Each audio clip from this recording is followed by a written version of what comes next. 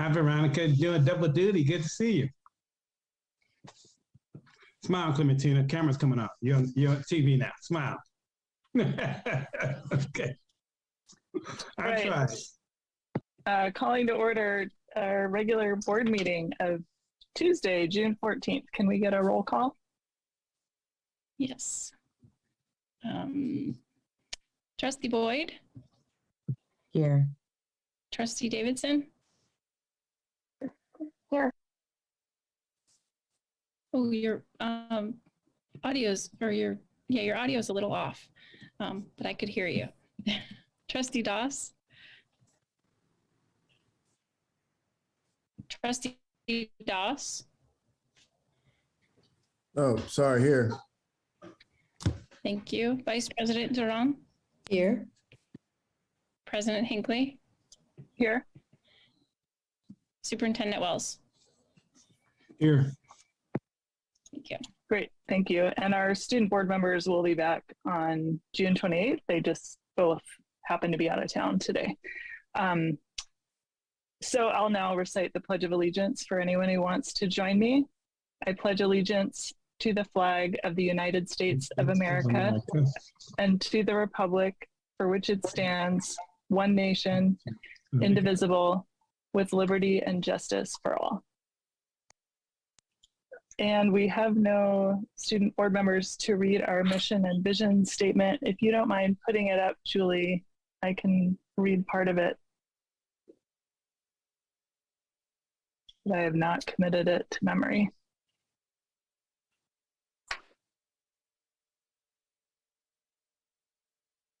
The mission of Albany Unified School District is to provide excellent public education that empowers all to achieve their fullest potential as productive citizens.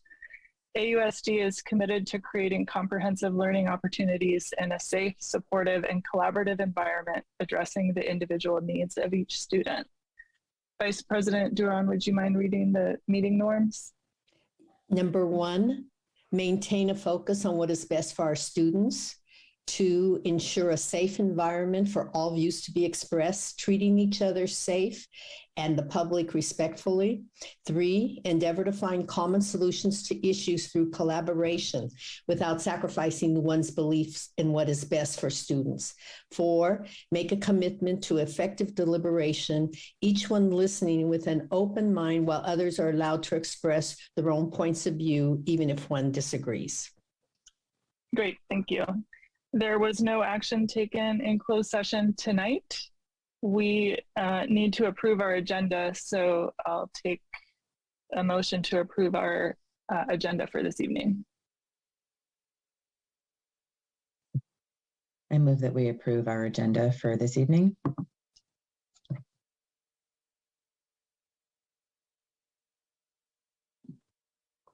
I second. Well, it's going to be a short meeting.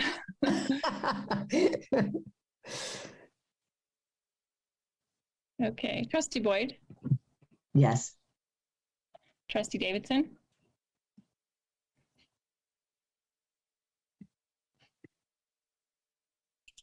Looks like we lost her. Lost her. Okay, I'll go back to her. Trustee Doss?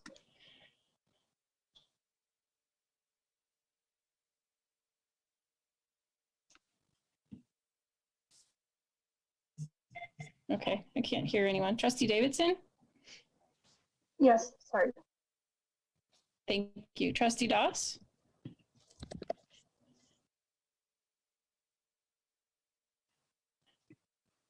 Trustee Doss? Yes. Okay, I'll come back. Thank you. Vice President Duran? Yes.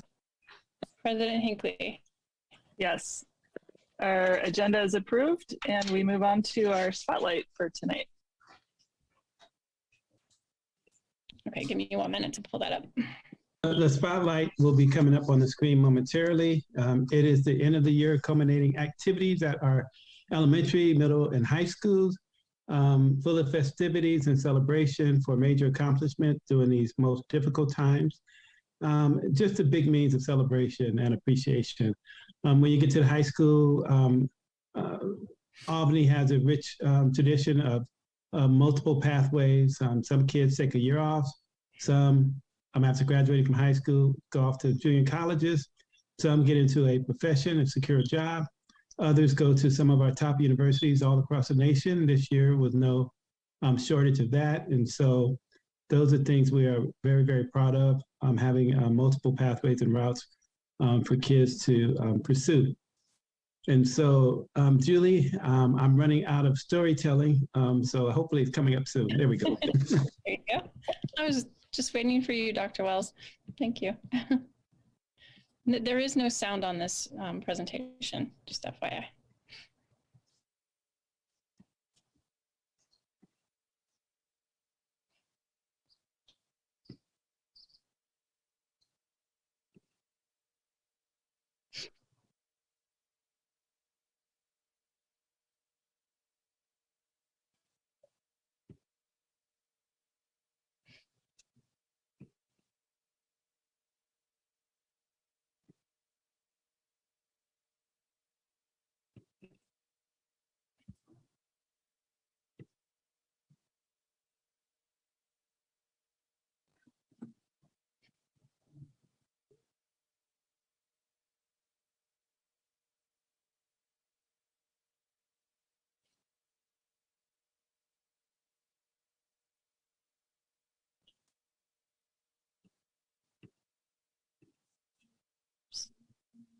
There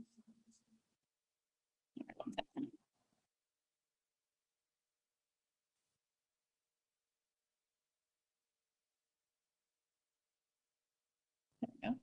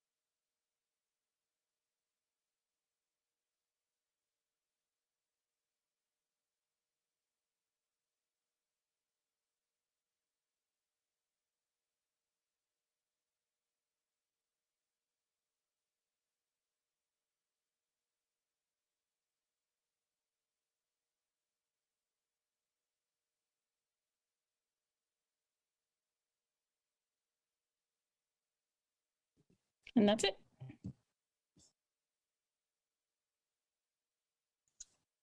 Great, thank you. Those were a lot of fun. So hopefully folks got to go to some of those. And our own student board member who's not here tonight was a speaker at the high school. So maybe somehow the speeches can be put online for folks to see for those who weren't there. And everyone made it across the stage. The second graduation was for people who, for pandemic reasons, could not be at the first high school commencement. So I really appreciate the staff putting together something for them. And thanks to whoever put together the slideshow. All right, that is our spotlight. And now we have a recognition, which is resolution number 2021-2233, proclaiming June 19th, Juneteenth Day, as an annual holiday for the Albany Unified School District. And I think trustees Boyd and Doss worked on this, so I'll hand it to you guys. Thank you, President Hinckley. Yes, so I'm very happy to announce the presence of two of our wonderful students at the high school, also officers in our Black Student Union at the high school, and I see them both having been promoted to panelists. So thank you, Julie, for taking care of that. We have Cynthia Kamal, who is going to be a senior next year and the president of BSU, and Mariah Sims, who will be a junior next year and is the vice president, will be the vice president of BSU. And they have both graciously volunteered to share in the reading of our resolution this evening, proclaiming June 19th as a holiday, Juneteenth Day. So I will turn it over to these two students to break it up as they wanted to read the resolution. And thank you both for being here.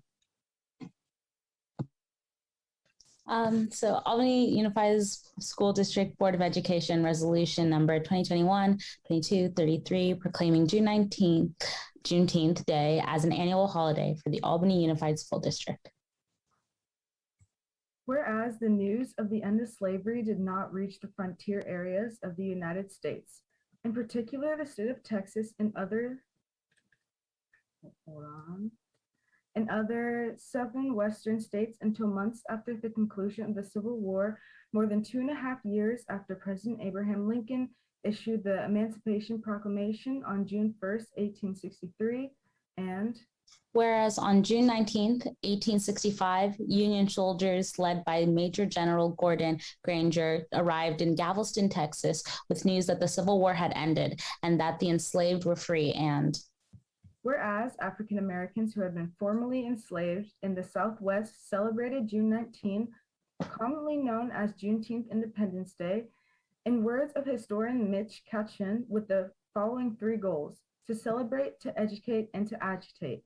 And whereas African Americans from the Southwest have continued the tradition of observing Juneteenth Independence Day for over 150 years, and the state of California has designated Juneteenth Independence Day as a special day of observance in recognition of the emancipation of all enslaved people in the United States. And whereas Juneteenth Independence Day celebrations have been held to honor African American freedom while encouraging self-development and respect for all cultures, and are times for reflection and rejoicing. And whereas the United States Congress has designated June 19th as Juneteenth Independence Day in recognition of the historical significance of that day to the United States in order to support the continued nationwide celebration of Juneteenth Independence Day, to provide an opportunity for the people of the United States to learn more about the past, to better understand and reckon with the experiences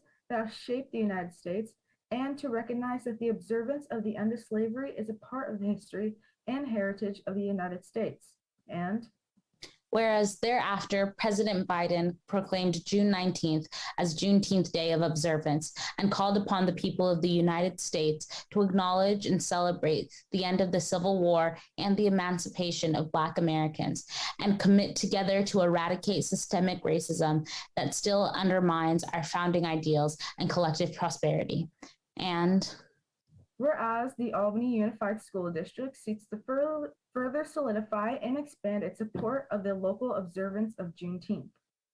Now, therefore, let it be resolved that the Albany Unified School District recognizes June 19th, as a day to honor and reflect on the significant role that African Americans have played in the history of the United States, and how they continue to enrich society through, among many others, their steadfast commitment to promoting unity, equality, and justice. And finally, let it be resolved that the Albany Unified School District shall observe Juneteenth annually as a holiday beginning June 2022 and each year thereafter. Awesome. Thank you so much, Cynthia and Mariah. I grew up in Texas, so I grew up with this as a holiday. It's exciting to see it become a national thing. And so before I forget what we actually have to do, which is to vote on the resolution, let me ask for a motion to approve resolution 2021-2233. I move that we approve resolution number 2021-2233, proclaiming June 19, Juneteenth Day as an annual holiday for the Albany Unified School District. I second. Trustee Davidson? Yes. Trustee Dost? Yes. Vice President Duran? Yes. President Hinckley? Yes. Trustee Boyd? Yes. Thank you.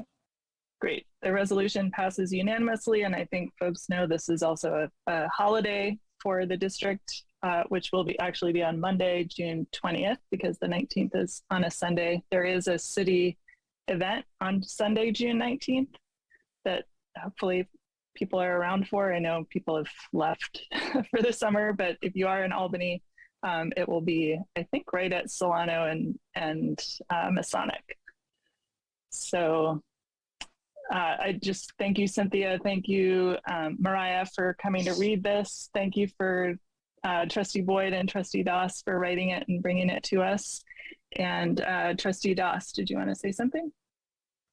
Yeah, just really quick. I wanted to first thank both of our students for making the time to come and read the resolution.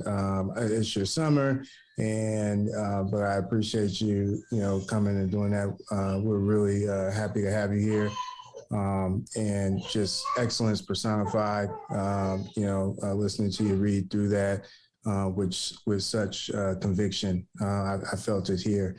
And I know that people are traveling and doing different things, and they have different things going on. So even if you can't make it to the Juneteenth celebration, take the day and use it as an opportunity to educate yourself, educate the people next to you, talk to your children about it, and just really make sure that they have a clear understanding of what it is and the importance and why we celebrate it.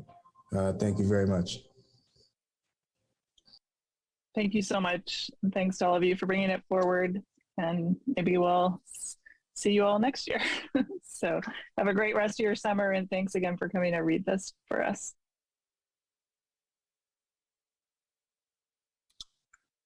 All right, I now need a motion to approve our consent calendar or any other discussion of consent items. Trustee Boyd. Thank you. I wanted to jump in quickly before someone moved to approve the whole consent calendar, because I wanted to ask to pull 2 items just to have a little bit of discussion about them. And I was so concerned about making sure the resolution went fine that I lost track of my agenda. So just a moment here. So items 8I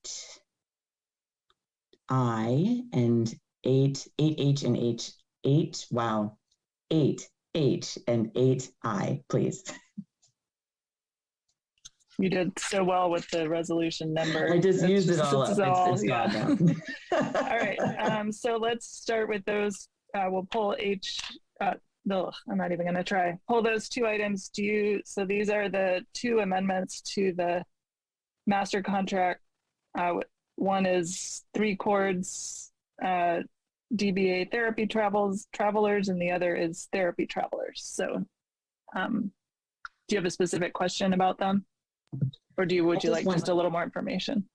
Yeah, I don't know if it's appropriate to ask now, but I just wanted to ask, I guess, Dr. Biggs, just to speak a little bit about how those services are going to be used. I know in the description it talked about completing assessments and then also just continuing to provide services. I know that there's a concern about, contracting for, things outside of the district rather than having people who are actually employees of the district, and the difficulty of filling our positions without having these contractors in place. So I just wanted to give a little bit of a chance to talk about, how we're expecting to utilize those additional services with contractors and kind of what the vision is or how it sort of fits into our overall providing services. Oh, thank you so much, Trustee Boyd, as well as the rest of the board, and Superintendent Wells. Thank you. I think our big vision is that we're not going to be utilizing contractors in the future. I think for this year, it was I think an unprecedented year dealing with the return to distance learning back to in-person instruction. And we were left with having to support many students and having difficulties with many different staff. And so both 3 chords and therapy travelers provided extensive support services across speech language pathologists, occupational therapists, paraeducators, or registered behavioral therapists, certified nurse assistants, as well as other assessors. And so the amendment is really to be able to complete the work that we started doing this year. And to be honest, I think there was unforeseen understanding of how much support we were going to need, and hence the amendment for today. Moving forward, we will definitely be still contracting with various different providers for such as therapy travelers and other agencies in the future, but nothing to the extent that we have this year. Thank you. Great. So with that, sounds like you would be okay with moving forward with that as part of the whole calendar. Can I get a motion on the whole consent calendar unless there are other questions?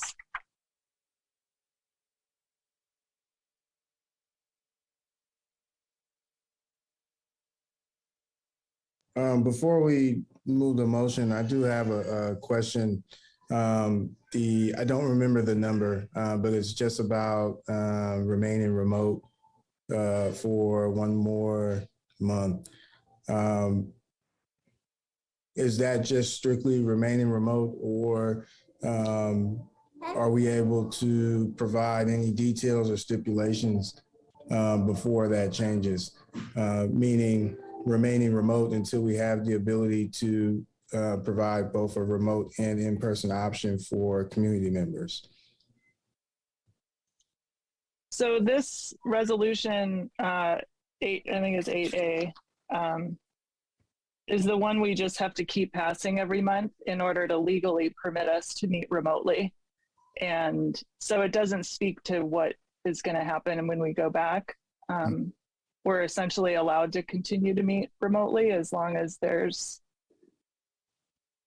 a public health situation. So this is the item we've had to pass every month since, I think, January. And actually, we've done it 8 times now, it looks like.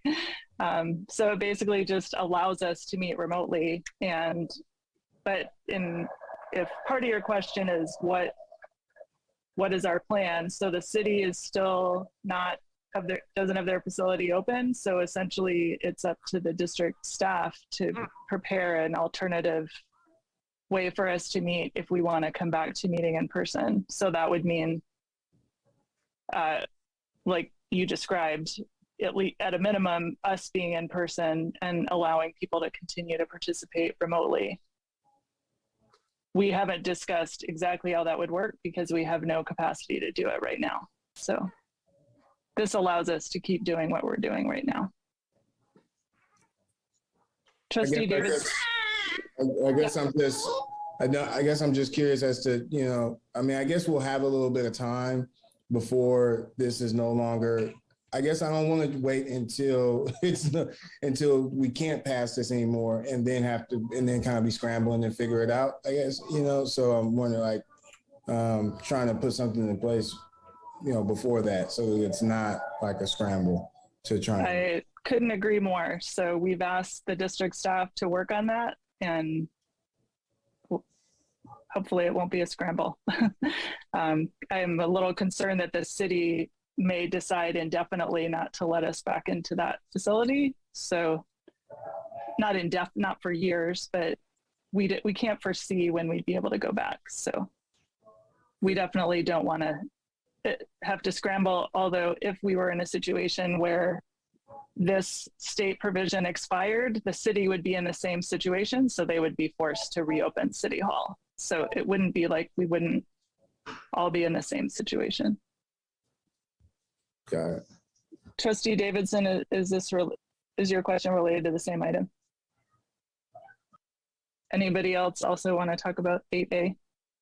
Yes, I just wanted to, in terms of follow-up to Trustee Doss, which is when does the school district anticipate us having our own independent equipment and facilities in order to do this without, needing to depend on the city?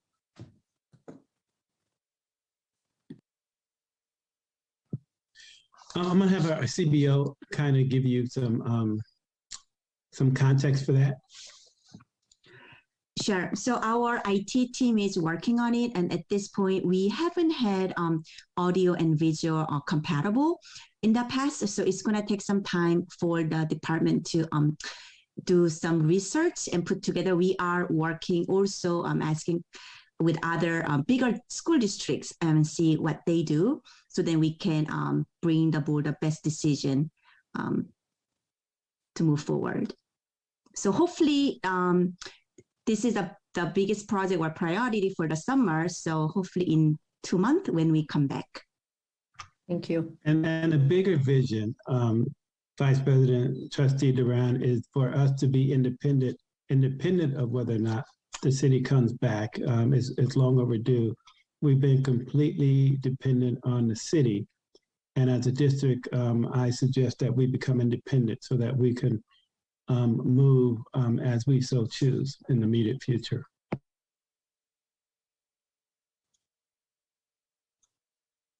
Trustee Davidson? Thank you. Can I just ask, sorry, no, I scrolled on the wrong one. On item 8K, the parcel tax rate details, quick question. It says we have language in the bond that allows for us to increase with inflation. Is this something that we've done before, or is this the first time that we're doing this? Do we anticipate this again? Yes, this was in the language even before. So we've been doing this annually. The only year I didn't bring to the board was the last year, because it was the first year that we started with the new bond.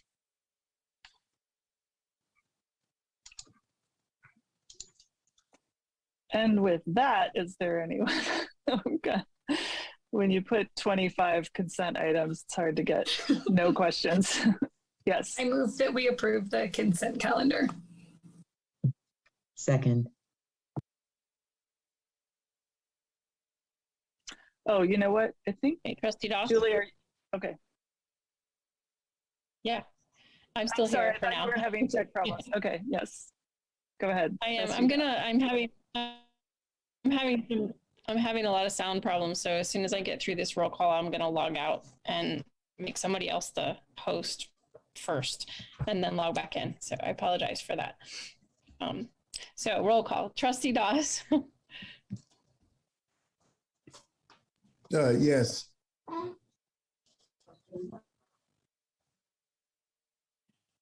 Thank you. Vice President Duran.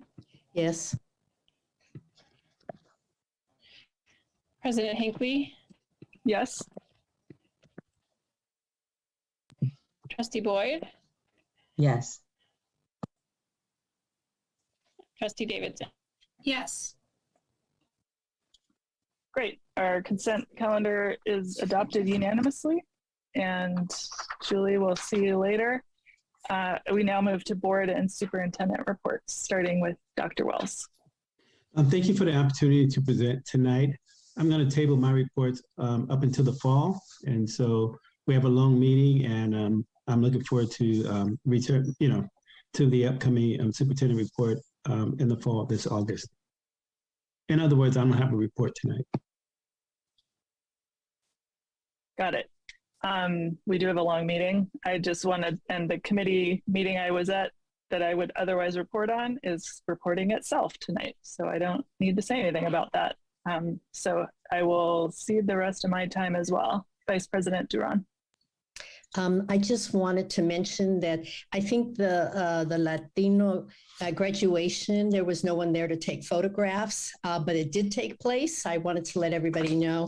And it was a very dignified celebration and beautiful for all the students. Just wanted to bring everybody up to speed and the community. Maybe we could get some pictures and add them to the slideshow and post it. Trustee Doss.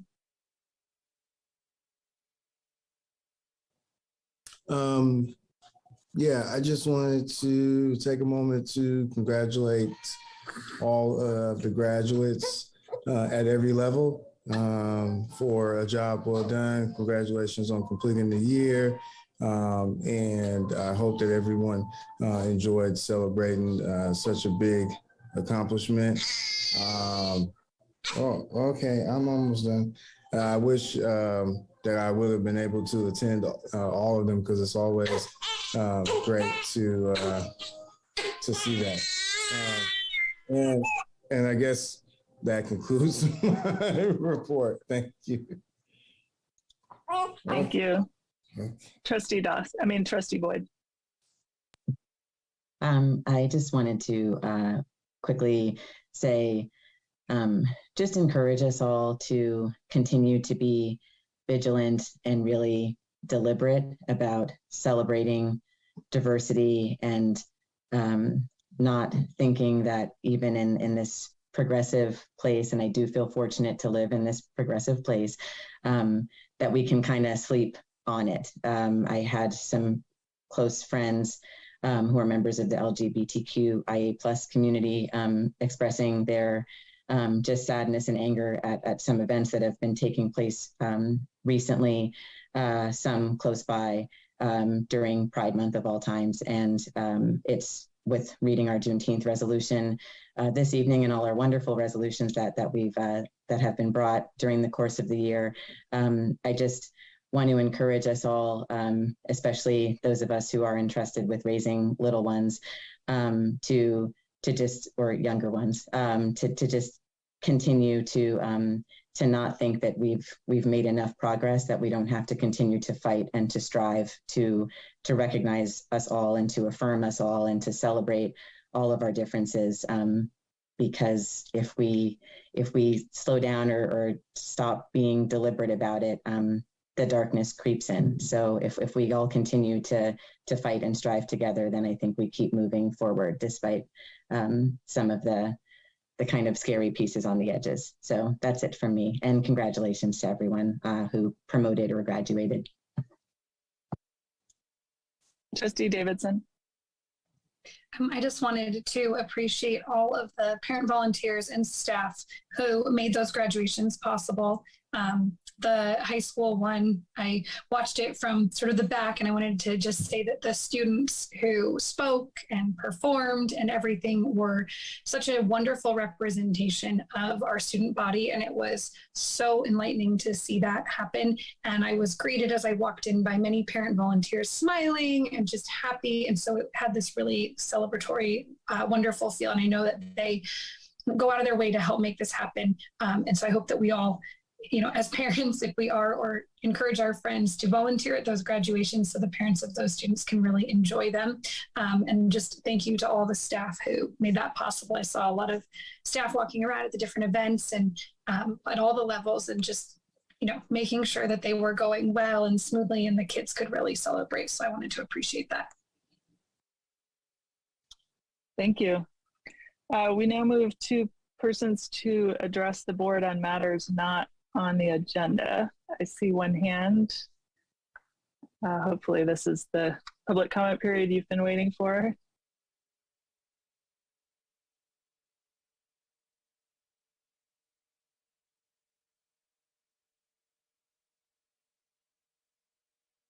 Great, thank you.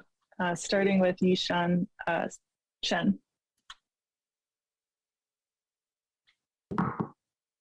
Hello, could everybody hear me? Yep. Okay, thank you.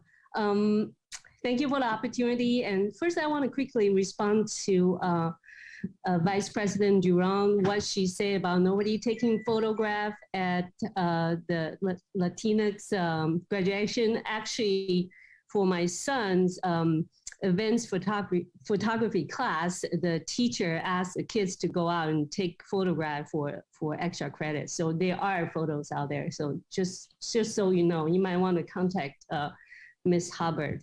And secondly, I just want to take this opportunity to show my gratitude for AUSD.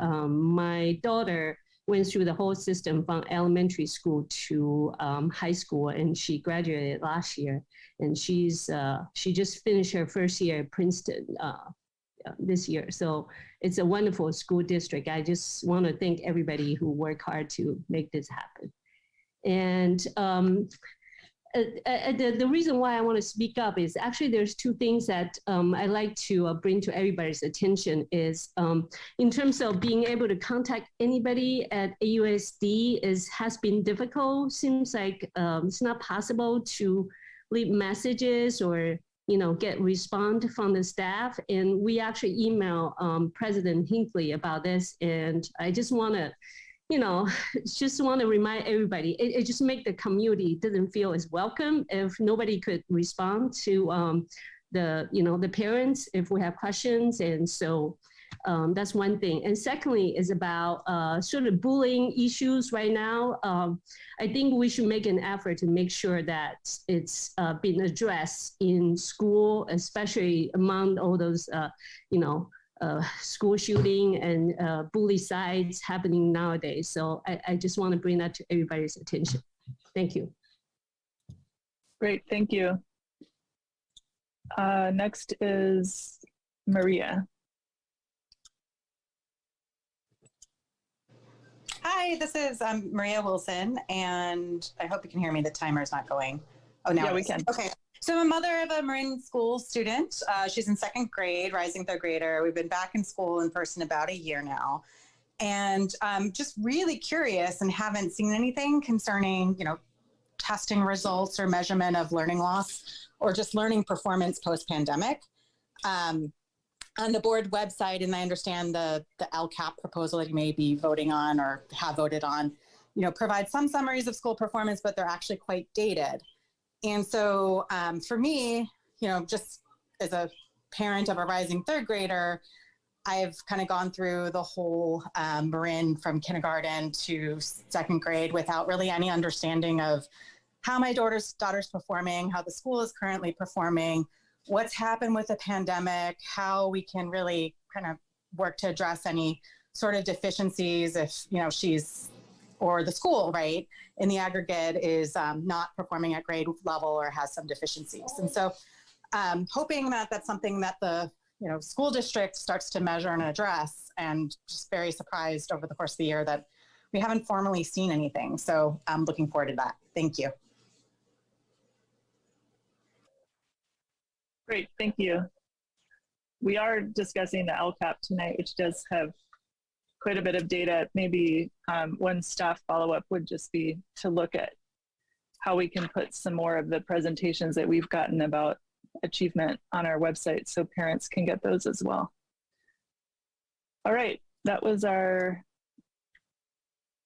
sorry, Zoom glitch. All right, that was our public comment. Yeah, Trustee Das. Can we have a quick general kind of statement on how the parents and guardians should go about contacting the district, just in general, for people that might need to know? Well, if they have kids in the district, the first point of order would be their school principals, and principals have been pretty receptive, or their teachers initially before the principals, and then typically the principals. Those are the two best avenues to address parents' concerns as it relates to a classroom and or school more specifically. Without having any specific regarding what the speaker was referring to, it's kind of hard to respond to what it is she is having difficulty with in terms of getting a return phone call. Is that at a site? Is that a classroom? We don't know.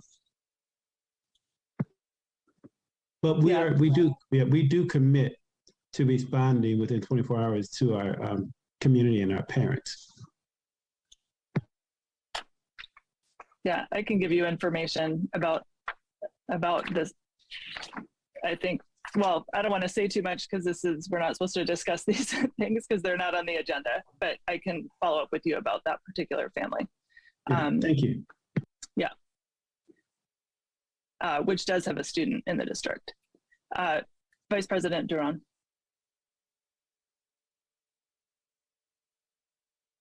You're on mute. You're muted. Okay, well, Superintendent, you're not going to want to hear it, which is that I wanted to know if you're going to do maybe another community bulletin or an update to the community so that those parents that are interested in finding out the phone numbers that maybe they should have, because principals are already gone in terms of they're not responding to their emails. It already has that they're out of Dodge now. And so who do they go to in the district? Maybe some specific phone numbers. And the second point about the academics, there should be assessments out, right? The FAST bridge at least for parents to get that. If maybe in a update to the community, you could write the information of where do they find all that, because that's really important for parents. And summertime is a good time for them to truly sit back, relax, and try to understand where their kids are at. So just a suggestion. I hear you, and I appreciate that. Thank you, Vice President Trustee Durant. All right. So that's the end of our public comment. So we now move on to review and discussion. Our first item is the Budget Advisory Committee report. I know we're running a little bit early, so hopefully everyone who needs to present is here. Jackie, I don't remember who all was doing that. I'll hand this whole item over to you. Sure, thank you. So good evening, board, Superintendent Wells, and community. So the purpose of the Budget Advisory Committee is to be the community voice that advise the board on strategies to balance the district budget. And our committee is bringing the report to update the board on the committee's progress during the 21-22 school year. And we have a Parin Shah, chair of the committee, and other members are here this evening to present the report. Great. Thanks, Jackie. Thank you to the Board of Trustees. Thank you to Dr. Wells for having us, giving us the time to present here at today's meeting. As Jackie indicated, the Budget Advisory Committee is a group of parents and volunteers from the community, and we come together for a specific purpose, and that specific purpose is to advise the board on strategies to balance the district's budget. If you don't mind, Jackie, putting the presentation up. If you could flip to the next slide. So these are the members of the Budget Advisory Committee. I want to personally thank everyone for their time and dedication. We met monthly for many hours at a time to go through many different ideas, many different topics. Ultimately, some of which we will talk with you today about. I also want to recognize a few folks whose names are not on here, but who did tremendous work in supporting us. That would include Kim Trutain, Dr. Wells, Jackie, our CBO, who did tremendous work, and our consultants listed to the side there, John Gray and Suzanne Speck from School Services of California, who guided us through this entire process. If we could flip to the next slide. And again, the purpose of the BAC is to advise the board on strategies to balance the district's budget. We're going to present a summary of a lot of work here today over the next 25 or so minutes. There was quite a detailed process we went through to get to this point. We won't go through that methodology in the interest of time. We'll talk more about the output that the board created, but the group created, but the details are in the back in the appendix if you're interested. And with that, we've got three members of the Budget Advisory Committee here to speak on three specific topics. We explored a range of things. We narrowed down to three that we honed in on as being of most interest, and we're going to present the output from those three work streams today.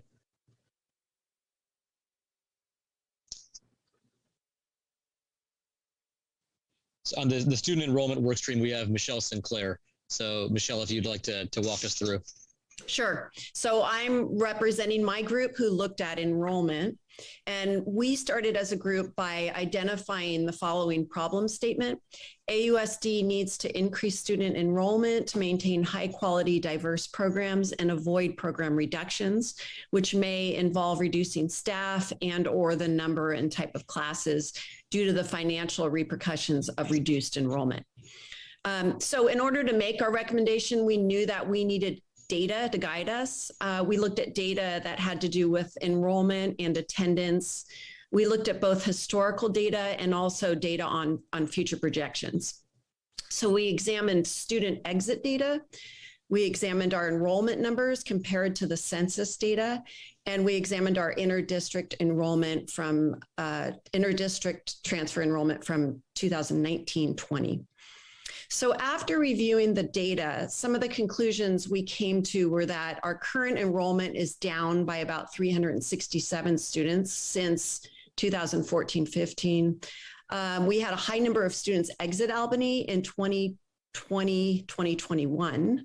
And then also the number of students who exited to private school doubled between 2019-20 to 2020-21. So both of those could certainly be due to COVID. But also based on the data from the American Community Survey from 2019, there were 180 school-aged children in Albany that were not enrolled in Albany in AUSD, which is roughly about 5%.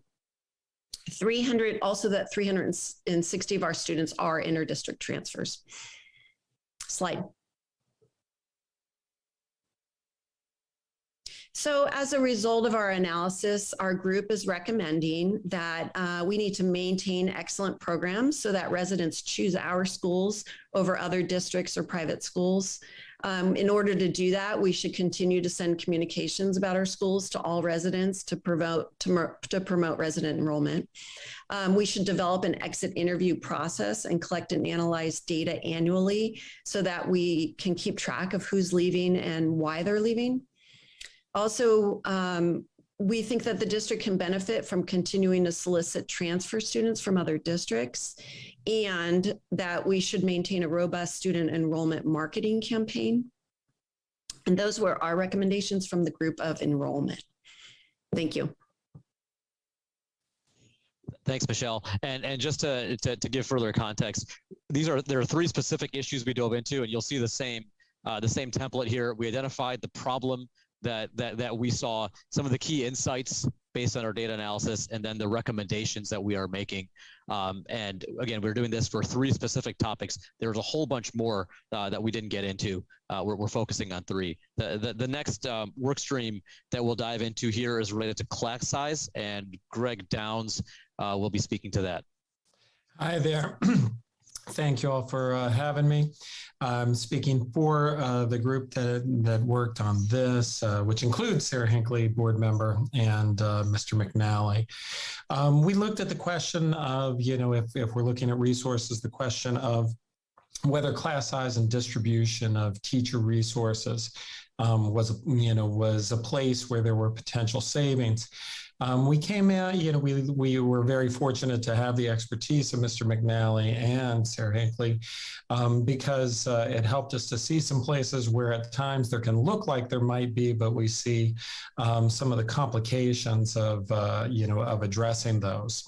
And so the problem statement, as you see, is the question of the range of electives and the 7-period days, as well as our overall class size limits, which are all things that, we all thought highly of, but together they can, limit some of the flexibility around our ability to offer, to sort of streamline offerings in a way that would guarantee maximum efficiency.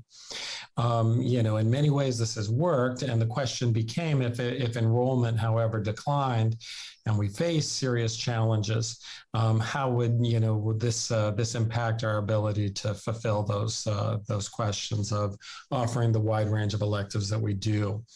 So one of the things we did is we looked at the enrollments of the elementary schools, which were generally near target and with teachers near maximum, and at the middle school with a couple of small exceptions. Generally, that was true. Where you can find some examples on the charts that we looked through of classes that seemed smaller was in the high school. And so luckily we had Mr. McNally there to talk us through some of the different schedule challenges that come up and that directly relate. One of which is some of the classes that look small on the spreadsheet are combined classes where there are people who have signed up for multiple courses, 2 different course titles, but end up in the same room, so that some of those are illusory. So some of the sort of immediate gains that we saw, turned out to vanish once we saw that. Others are times when there's an effort of the school to look to create larger and smaller classes, but within the teacher's overall load. So even if you find a smaller class, that they're able to balance that with a larger class taught by the same teacher, so that the breakdown across teachers was relatively consistent. And therefore, eliminating smaller classes would in turn require, reducing the size of larger classes and not lead to any obvious gain.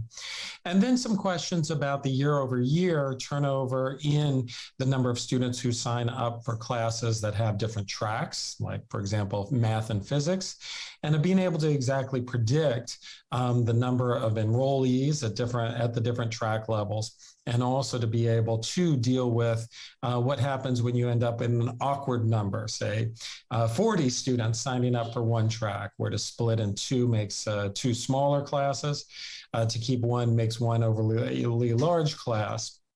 And so some of those, also present some challenges in having every class hit the exact number.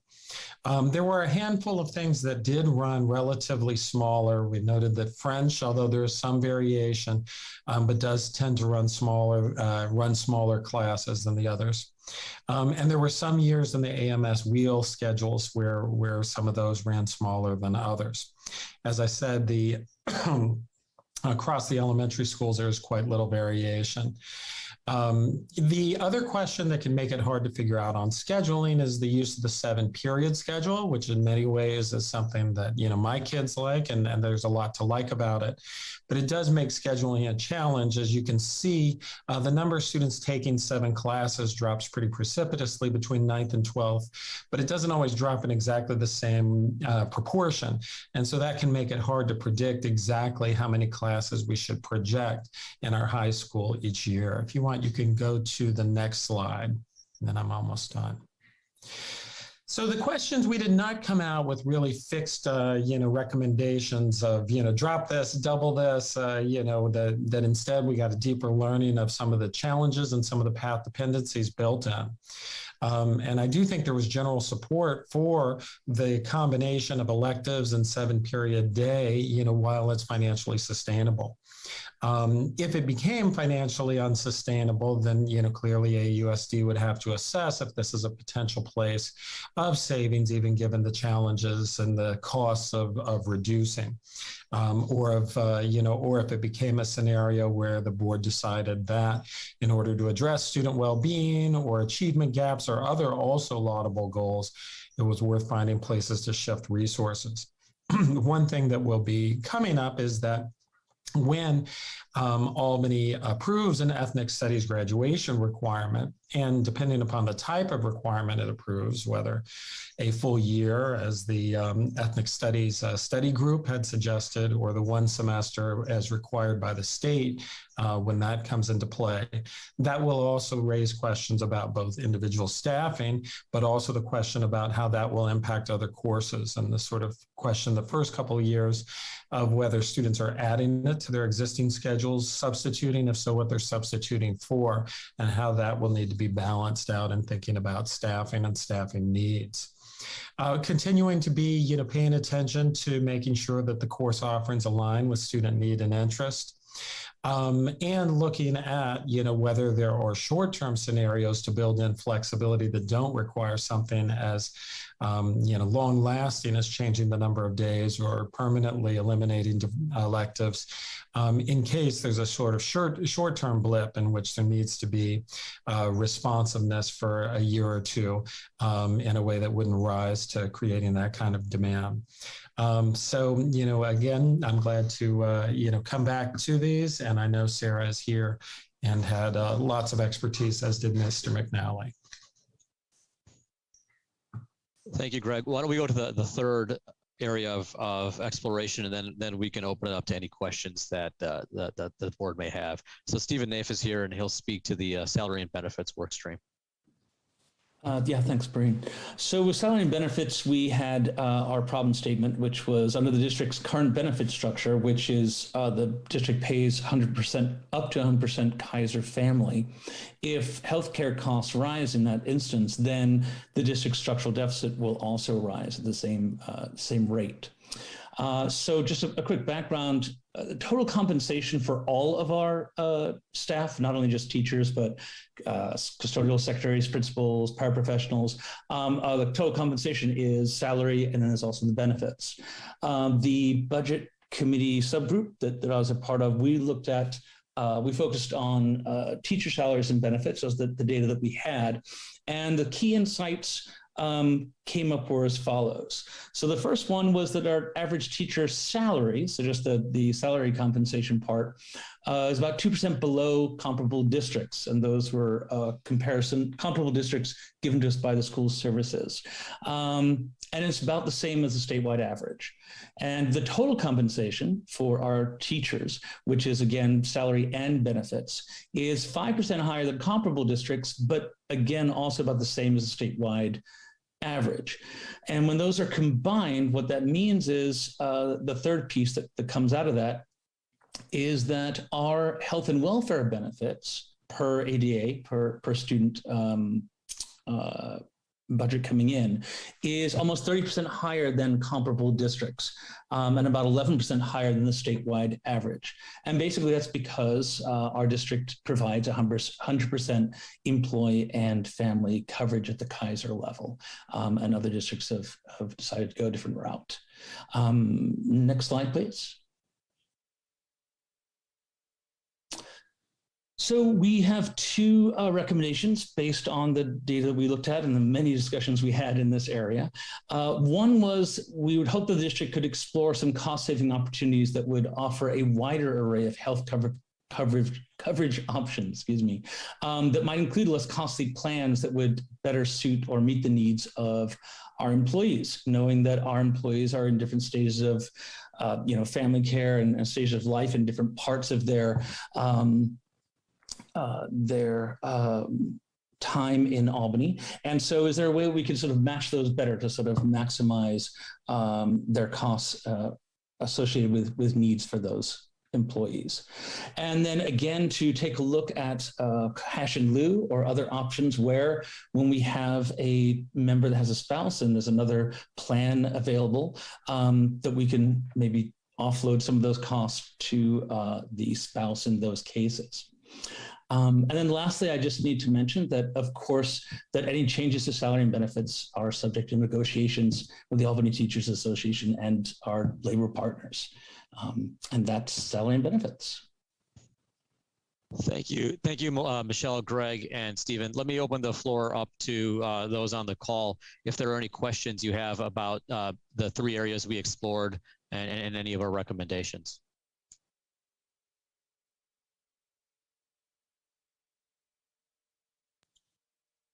Maybe or Trustee Doss, go ahead.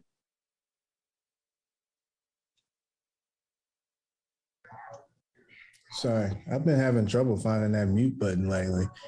First of all, I would like to thank everybody who took the time to work on this. I was on this committee and came to the meetings all the way up until I was no longer able to physically attend, and I just, remember all the hard work that went into it and all the knowledge that was in the room, and it was like super helpful. So wanted to thank everybody for that and the extra work that the teachers do on top of their other duties. So my question is, for everybody who might not have been in the room, which is, can you explain a little bit more about cash in lieu and kind of what it means so that the community has a better idea of what that means and how it could be beneficial on both sides? Sure, I can take a start, and Stephen, if you want to jump in and add anything. I mean, at a very simple level, if you have the Albany teacher and their partner, if the partner has health benefits through their employment and they choose to subscribe through the partner, perhaps there's a cash option. There is some cash in lieu that is given to the Albany teacher. So if we look at the total cost of healthcare, the district is not paying for the entire family. That's being covered elsewhere, but there's some basically cash incentive for the family to subscribe to the partner's plan. Now, there are various tax complications to cash in lieu, which our friends from school services noted. So it's not there's some cost to this, but on the whole, there could be benefit to the district because the district is not carrying the costs that are being absorbed elsewhere. And Stephen, if you've got anything to add or any of the other members of the committee. I think that's summed up very nicely. Thank you, Corinne. Are you going to do the last slide after? You just want questions on the 3 areas and then we'll come back to the last one, or? Yeah, I was thinking of Okay. covering 3 areas and then we'll end with the last Okay, slide. got it. Vice President Duran. Okay, well, at this time, I would really just like to tell you how much I appreciate all the work you've done. You know, this is a scary area for all of us, and yet you've been very brave, I would say, at stepping forward and coming up with some very thoughtful areas of recommendations and possibilities in order to sustain the school district and have a stable economic base. And so I'm just really grateful for that, because I've been on the board 3.5 years and we've been asking, you know, for this. And I think prior to your presentation, I think there was some of the budget folks felt, the community felt that we were kind of laying blame on them when they come up with some recommendations. And on the contrary, tonight you have just presented such a forward-thinking plan about possibilities. And so, you know, like to even be able to talk about electives as a real possibility to look at, and to acknowledge our IDT parents, our interdistrict transfer families, and what they bring. I think I definitely want to have a further conversation about that, apart from what you're presenting tonight. But I think I'll stop there and let you finish. But I just am really, really, really happy with what you've presented tonight, and I wanted to acknowledge all your hard work. Vice President Duran, on behalf of the entire committee, thank you so much for that feedback. These are certainly difficult questions to ask and even more difficult questions to answer. And there was a tremendous amount of hard work. And I think more importantly, professionalism and people listening and being very thoughtful to get to where we landed. So I appreciate your recognition on behalf of the whole committee. Trustee Davidson. This is like a whole fresh perspective on some budget areas, just like Vice President Duran said. It's really, really some of the pieces that we ask about and they fade away. So again, want to echo that appreciation. I just had a couple quick, like specific questions and things that I think would help us as we move forward in the future to think about these and grapple with. So I'm just going to put them out here and then we'll, they don't need to be answered right now, but I found it really interesting, and I've been asking for this previously, that we saw through the like American school surveys or American community surveys that 180 students in 2019 lived in Albany but were not enrolled in Albany. And then looking at the number of students that we've lost from 2014-15 to now, you know, that's like almost half of it, I think, in those numbers. So I was just wondering if in the future there was anywhere that we could grab that data for more recently on our current enrollment versus like who lives here versus who's enrolled here. And I can, of course, do some of that research. And then it would be helpful, Jackie, to know, I don't know if you have it on hand, but what our 2019 enrollment was, so that we can kind of just look at the ratio of those two numbers together, just in considering these things. And of course, that can come in the future. And then Stephen, these are just for you, and I can totally take this later in an email or something, but has ATA polled the membership about sort of benefits and needs ever, so that the board could have an idea of what our teachers, you know, I feel like we talk about this a lot, and I personally was like, don't cut benefits, they're amazing, but I also really see the financial impact on our budget, and then we have that conversation. So it would really help me to understand, do we have this percentage of teachers that are only needing this, you know, we can see who utilizes what, I guess, but that would really help in looking at that part of the package. Thank you. So can I respond to that just very briefly? So I heard sort of two things there. So one is, I mean, one, just briefly, I would say that on the survey that we've mentioned, we send out to our members, healthcare, of course, is like the number one thing that they are wanting to stand behind. That's really important. And that's like across the board as far as, single family, all those. But I also heard in your question so some information about how many members take, almost like which sort of plans, right? So you can see where some of that money is going to, and that information actually is in the budget advisory packet. And either I or Jackie, I think, can get that information to you pretty quickly, because there's that one document in particular that has all the plans and how many members are associated with each of those plans. Does that kind of? And then I guess yeah. Yeah, I'm going to follow it up real quick if that's okay. It would also help to know from the teachers, again, how this impacts their decision to stay in AUSD, how it helps with our attraction of teachers. I know just from talking to people that anecdotally, I guess, that this does attract people to our district because the benefits are so great, especially for people who are starting a family or have a family. So I think that would be helpful just in this information, and I appreciate that other stuff coming. Yeah, that also did come up as number one in our survey as far as what keeps you in Albany. I mean, we can't say for people, outside, obviously, what attracts them, but definitely for our members, that is number one all the way around.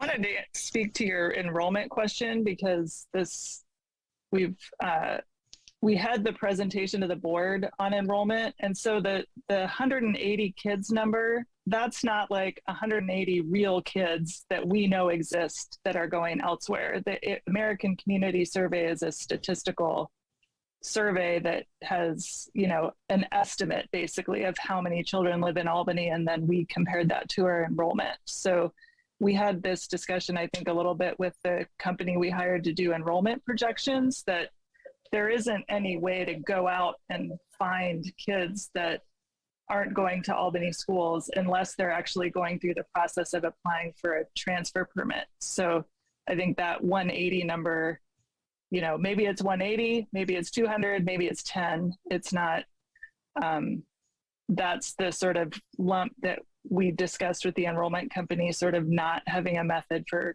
figuring out. So. Great. Thank you for all those questions. And one important note I want to add on the salary and benefits workstream, I worked on that workstream in particular, is the simple answer is, we pay a lot in benefits. So is that an area that we should look at cutting? And that's not what we're suggesting, because that action has huge implications for retention, for morale, for attraction. So these are complex questions with complex answers. And so we are not suggesting the simplistic answer. We are flagging this as something to put under discussion by the board for thoughtful discussion of what could this mean? What does this mean? With that, Jackie, if we can throw the last slide up. So we've talked about what we have done this year, and we shared recommendations in those three areas. Let me just take a minute to talk about where we go from here.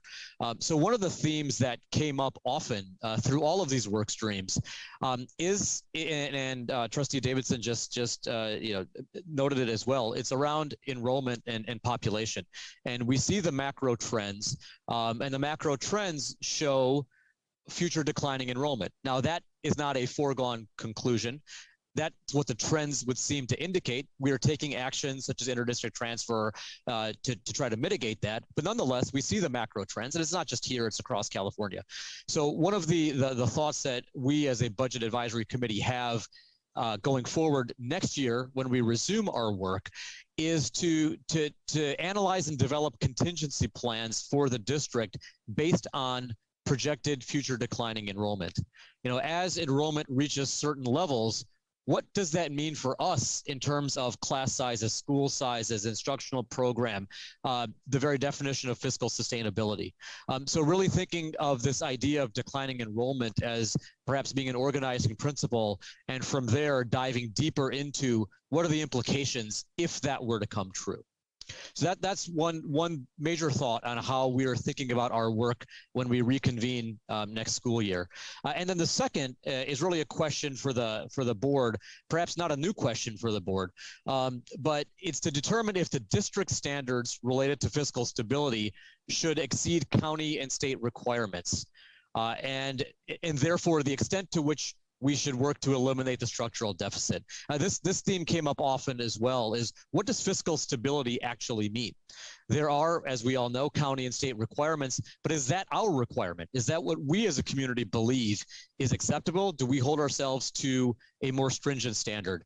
And so getting clear alignment on what fiscal stability means can also go a long way towards us then being able to identify what are potential opportunities that could help with our structural deficit. And any last questions or comments from anyone on the call? Vice President Duran. I just want to ask Mr. Shaw, are you giving us homework to the board in terms of this agenda item about really us grappling with our definition of fiscal stability and what the district should maintain or needs to maintain? Not for me to assign homework, but it's more of a suggestion from the advisory committee, and obviously up to the board in the end, of whether it's the state and county requirement or it's something else. Board's decision on what that would be. So this is more of a suggestion. Just making sure we're crystal clear on that, because just defining fiscal stability goes a long way towards then identifying, what are the things that we could and should do. So I won't call it a hard assignment. It's more a suggestion up to the board whether you want to take it as homework. Thank you.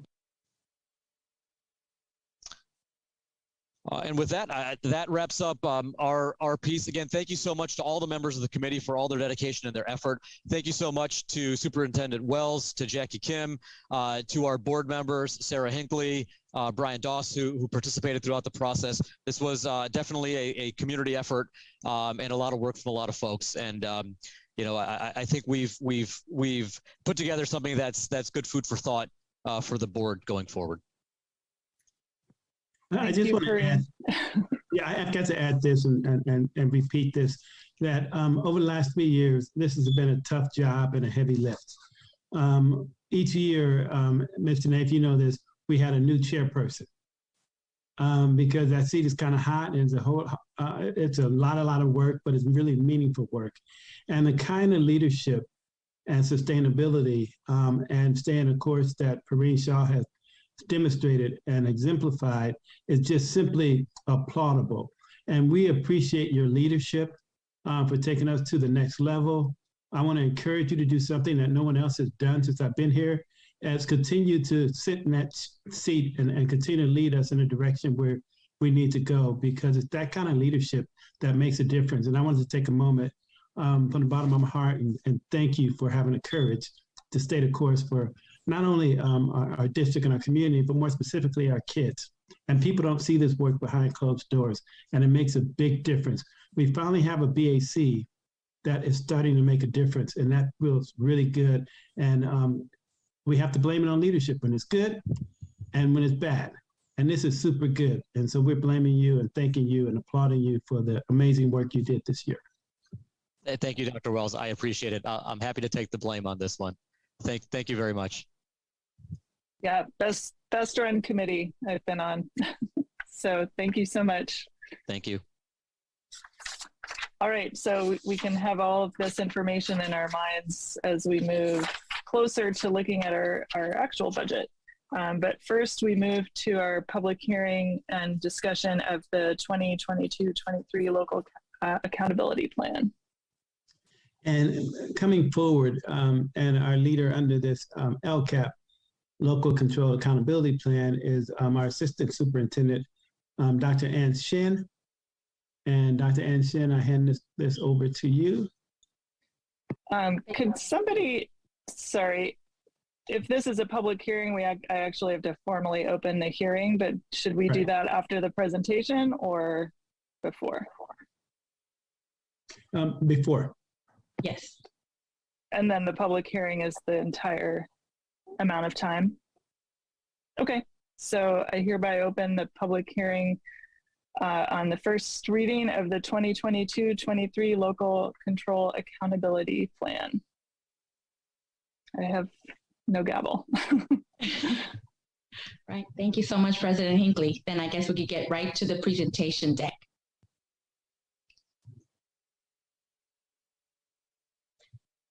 Good evening, Superintendent Wells, Board Trustees, Albany community. We are here tonight to review and discuss the updated Local Control Accountability Plan for the 2022-23 school year. Next slide, please. As a part of this presentation, we will review the purpose and goal of the Local Control Accountability Plan, known as the LCAP. We will also review the budget overview for parents, the district population, and the educational partner engagement process and the results. And for each of the three goals, we will present the identified needs, metrics data, survey data, and successes, challenges, and improved services, which have been determined as a result of the data analysis and educational partner input. Then we will conclude with next steps. Next slide, please. The Local Control Accountability Plan is the district's plan for student success. It is a 3-year plan that addresses state and local priorities and is updated annually. We are currently in year 1 of this cycle. The purpose of the LCAP is to coordinate the actions, services, strategies, personnel, and expenditures of the district to improve student achievement and other measurable student outcomes. The goal of the LCAP is to direct resources to most effectively improve student academic achievement and outcomes by implementing research-based strategies and interventions for all and subgroups of students as informed by data and educational partner input. Next slide, please. This chart shows the district's projected budget for the upcoming school year. The large pie shows the total projected budget for the district. As you can see, the district budget consists of many different funding sources that come from the federal, state, and local governments, with the largest source being the LCFF funding, which makes up 68% of our annual revenue. And if you look at the pie chart on the right, you will see that the LCFF funds are composed of 2 components.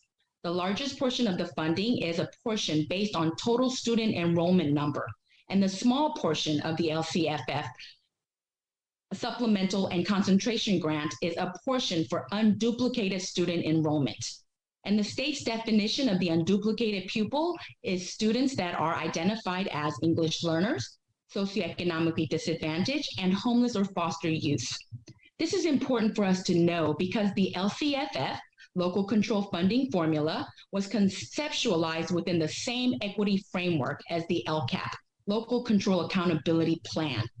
Both the funding and the plan were intentionally designed to provide resources to all students and at the same time provide more to those groups of students who belong to subgroups that have been historically and traditionally underserved and are currently disadvantaged within the system. Therefore, the LCAP budget of $3,417,856 comprises the $1,905,676 of the supplemental funding for unduplicated pupils and the remaining portion from the other LCFF funds for all students. By design, we have a legal and moral obligation to focus our efforts and expenditures on our most underserved populations of students. Next slide, please. So who are the students that we serve? Our unduplicated pupil count has been growing over the years. And this year, 27% of our students are identified as socioeconomically disadvantaged, and 20.1% of our students are designated as English learners, and less than 1% are classified as homeless foster youth. And looking at our ethnic populations, our largest population is Asian at 27.9%. and white students at 27.1%. Then we have notable populations of Hispanic Latinx students at 17.1%, and 2 or more races at 13.7%. And our smallest ethnic populations are Black African Americans at 4%, Filipino at 1.2%, and American Indian and Pacific Islanders at less than 1%.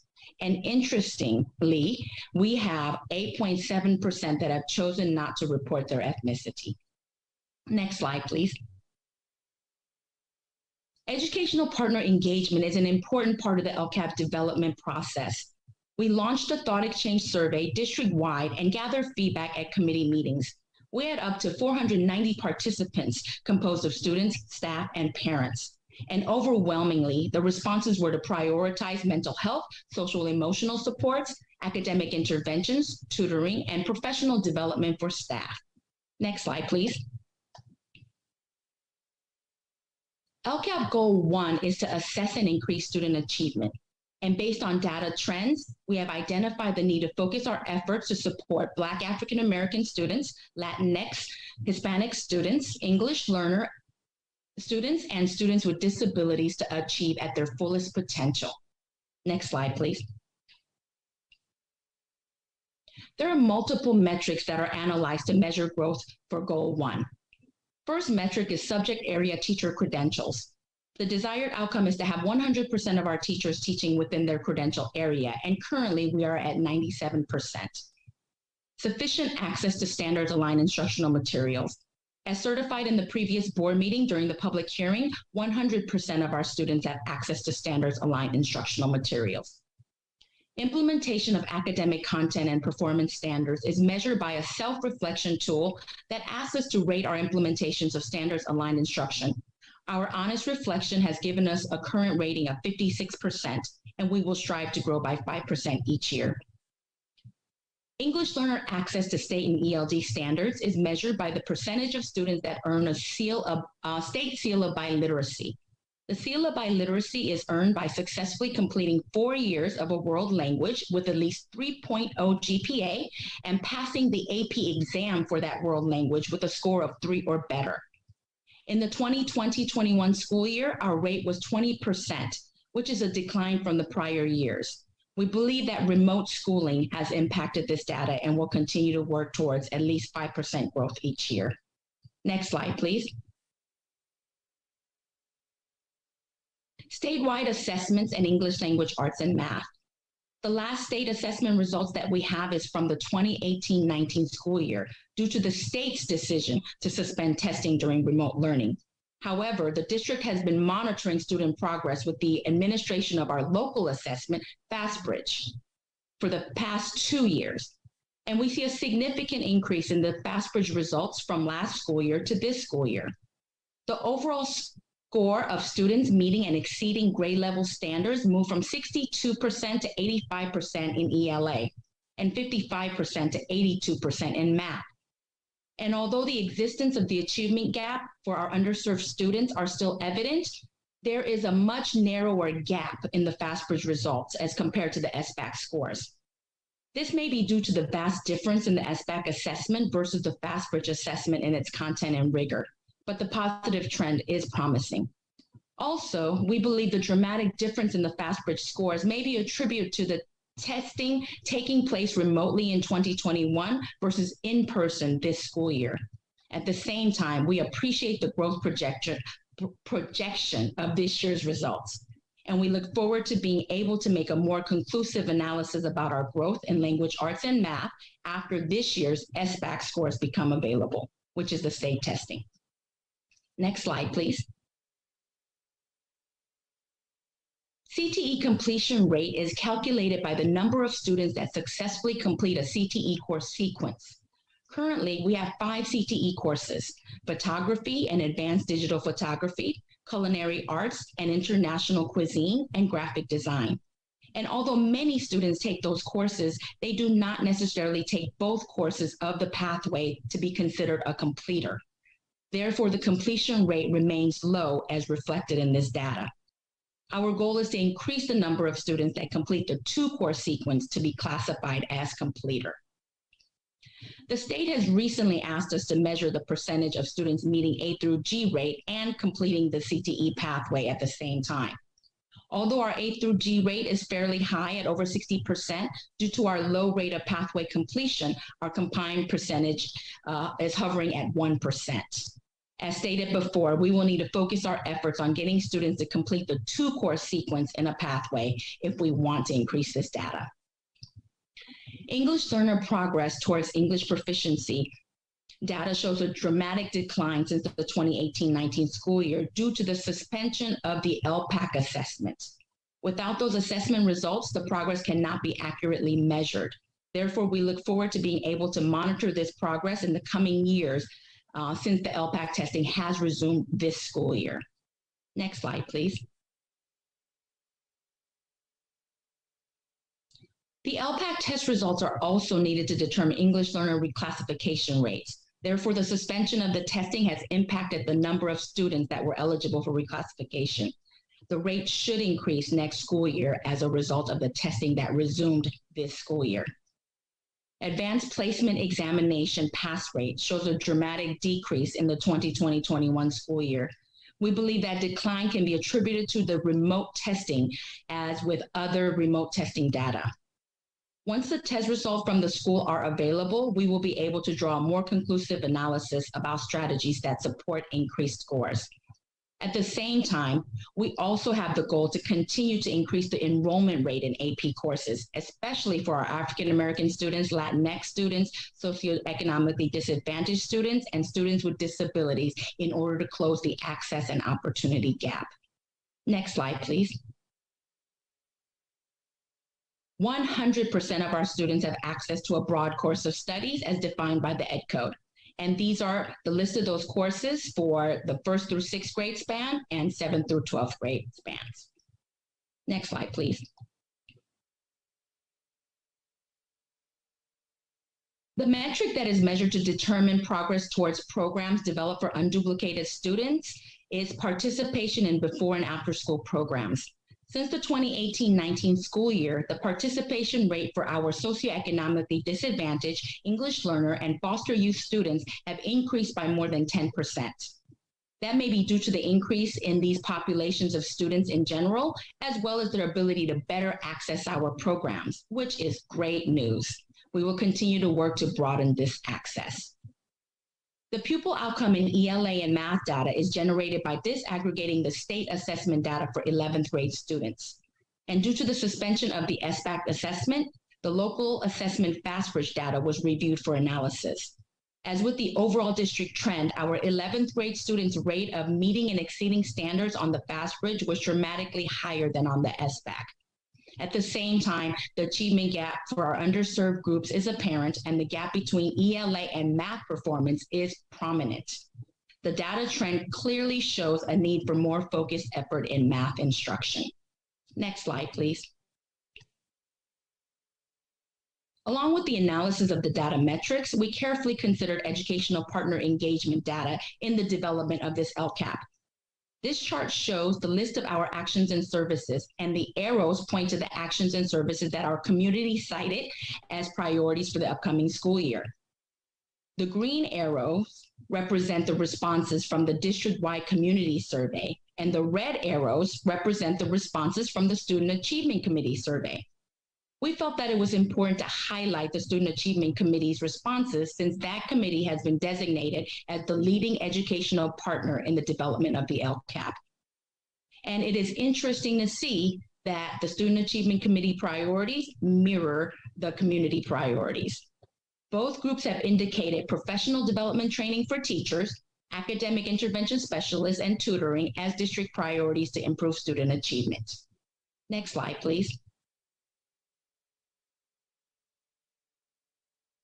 The analysis of data metrics, educational partner input, and reflection of successes and challenges has determined our actions to improve services. In the new school year, we will increase our investment in professional development for our educators by providing district-wide learning and training opportunities related to MTSS, UDL, anti-racist teaching, science of reading, and other relevant topics to improve instruction. We have hired a director of professional development to coordinate and facilitate this work. We will also hire math coaches, one for elementary and one for secondary, to work directly with our educators to improve math instruction in our classrooms. Our goal is to expand our capacity to provide improved first instruction by investing in our classroom teachers. The theory of action is, if we increase adult learning, then we will improve student achievement. Next slide, please. LCAP Goal 2 is to support the whole child. As a result of the pandemic, many students are experiencing isolation and learning loss. And the greatest need that has been identified is mental health and social, emotional, and attendance supports for our students. Next slide, please. Here are the metrics that are analyzed to measure progress towards supporting the whole child. Overall attendance rate unfortunately dropped by 1% this school year as compared to last school year. The need to quarantine due to COVID exposures may be a contributing factor in this data, and we will work to bring that rate back up to above 96% in the upcoming school year. The chronic absenteeism rate doubled this school year from last school year. Although much of this increase can be attributed to the continued COVID surges that caused anxiety about in-person attendance and the need to quarantine, the higher rates of absenteeism for our Black, Latinx, English learner, and students with disabilities is of concern and needs more robust supports for improvement. Middle school dropout rate.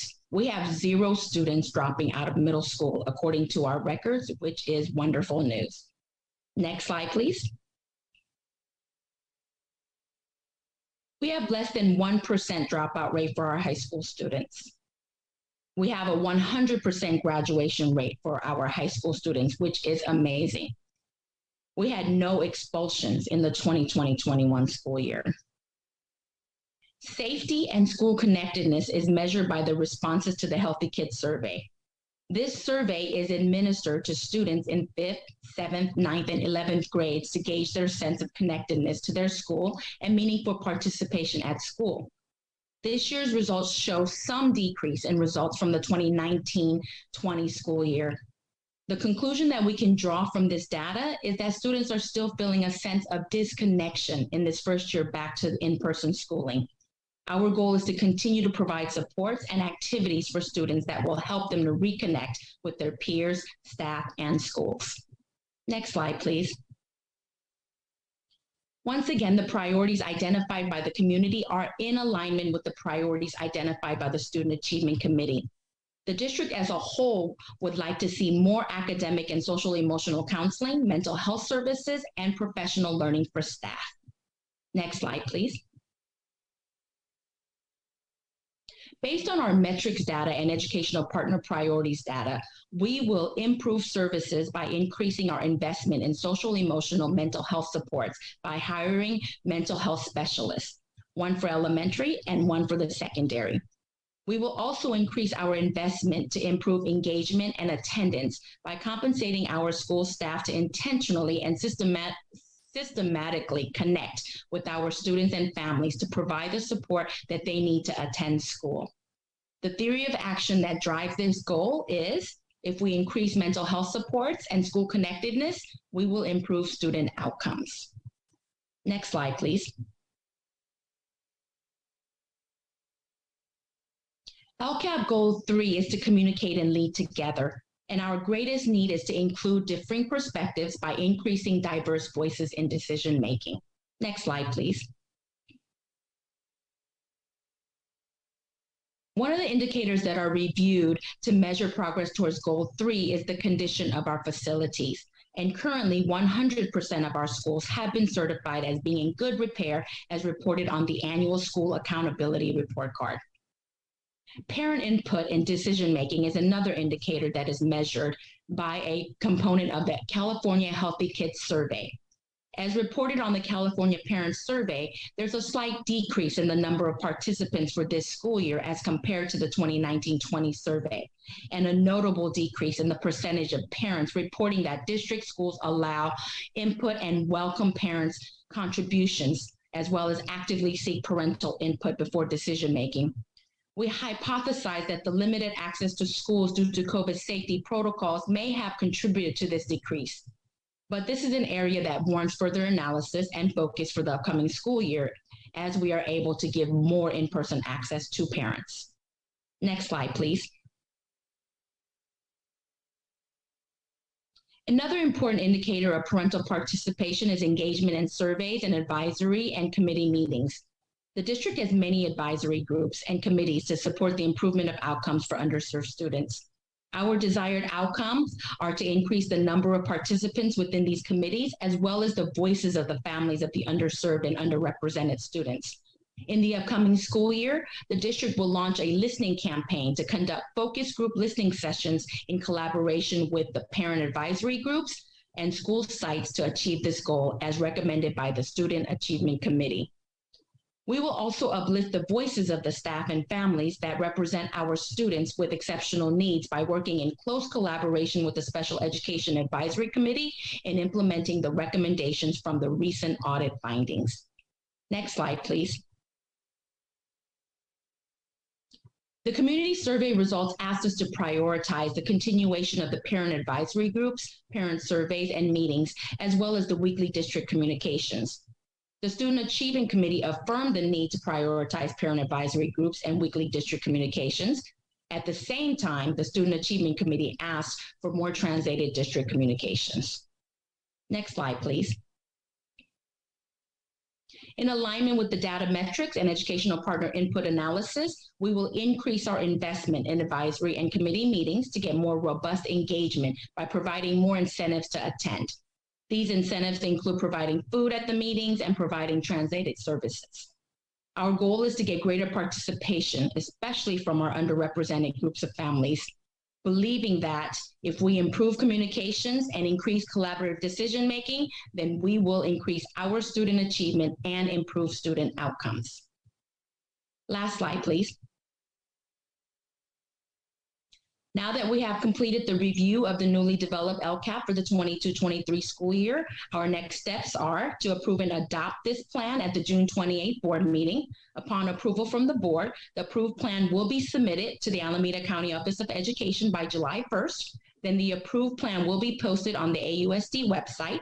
And ultimately, the actions and services that are outlined in this LCAP will be implemented and monitored in the 2022-23 school year.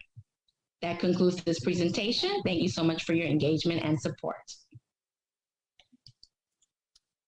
Thank you, Dr. Shin. Board questions, comments?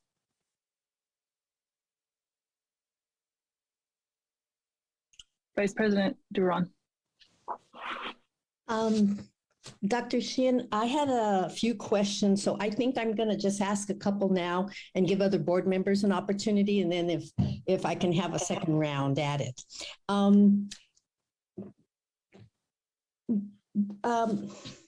don't know where to start, actually. Let me start with your last comment about all the different examples you gave of what's new this coming year, like the math coaches. I'm wondering, for those kinds of actions, how are you going to monitor to show if there's success, both in terms of monitoring the activities of what, say, math coaches do at the high school level, for example, and second, and primary and elementary, because there's only one for 3 schools, and how are you going to monitor what they actually do, the coaches, and then how do you show evidence of success that translates into better grades and better outcomes for students in terms of math? Thank you for that question. First and foremost, it has to be driven by data. So we will be analyzing the data for each of the grade levels. Let's say if it's elementary, what are the grade levels that are showing the greatest need? And the student populations that have the greatest need to better understand what the school site needs are. And then again, all of the coaches will be under the leadership of our Director of Professional Development, who obviously will be in my department under my leadership. And all of us will be working in collaboration to determine their work responsibilities. We see a 2-pronged approach. One is we definitely want to support teachers who volunteer for coaching, teachers who really want that level of support. And we also want to work with our site leaders to identify teachers who are in more need of that type of support. So we're going to use that 2-pronged approach to identify the teachers that we do need to work more closely with, again, in cross-referencing with the data of the students that are also in need. And how we will determine their effectiveness is by teacher and administrator feedback of their work and their progress, as well as, again, the student achievement data. So the areas that we will work with in terms of a certain teacher, let's say, we would be taking a close look at that teacher's students' assessment results to understand gains. Okay, and in terms of parent involvement and participation, besides the thought exchange, how are parents involved in the planning, the developing of the LCAP, and analysis of the effectiveness of the goals and services and recommendations for expenditures and other decision-making activities? So at this point, the Student Achievement Committee is the committee that is supposed to be leading that work, and we will definitely be undertaking more of that in the new school year and being much more focused and explicit about our analysis of the LCAP. And I know this year we weren't as explicit about how we were analyzing this data and monitoring it for the LCAP development process. But again, in the new school year, we will be more intentional. And we also want to, part of our focus group sessions should include the presentation of data. So as we work with different parent groups and advisory groups, we want to also work with them in terms of making our data transparent to them and asking for their feedback in terms of what strategies that we need to continue to implement. So I think the listening campaign is our greatest promise in the new school year to reach a broader audience of parents in terms of data review and monitoring our progress. Okay, and that also includes all the established parent engagement groups. Is that correct? That there'll be some contact with them, depending on whether it's going to continue in Zoom or actual physical meetings with these with the diverse community that we have. Yes, that is our intention. Okay, thank you. I'll stop for now, President Hinckley. Let somebody else go. Trustee Boyd. Thank you. And thank you, Dr. Shin, for this presentation. It was very informative. I just wanted to ask about the outreach. I was happy to hear about the deliberate outreach to combat the chronic absenteeism, that issue, and devoting resources to that. And I sort of linked that in my mind with the increased outreach to members of the community, to parents and families in the district, particularly those who perhaps have, aren't heard from as much generally, aren't the ones who are, the quickest, or to, to be emailing members of district staff or the board, attending meetings and commenting that way, et cetera. And I just wanted to ask about specific training around cultural sensitivity and awareness, making sure that people who are undertaking to do this sort of outreach to families are able to speak to these families in the languages that are most comfortable for them. If we don't have people in the district, staff and administration who are able to do that, even, having contract people who we employ specifically to make sure that this outreach is happening in a way that that families are comfortable with.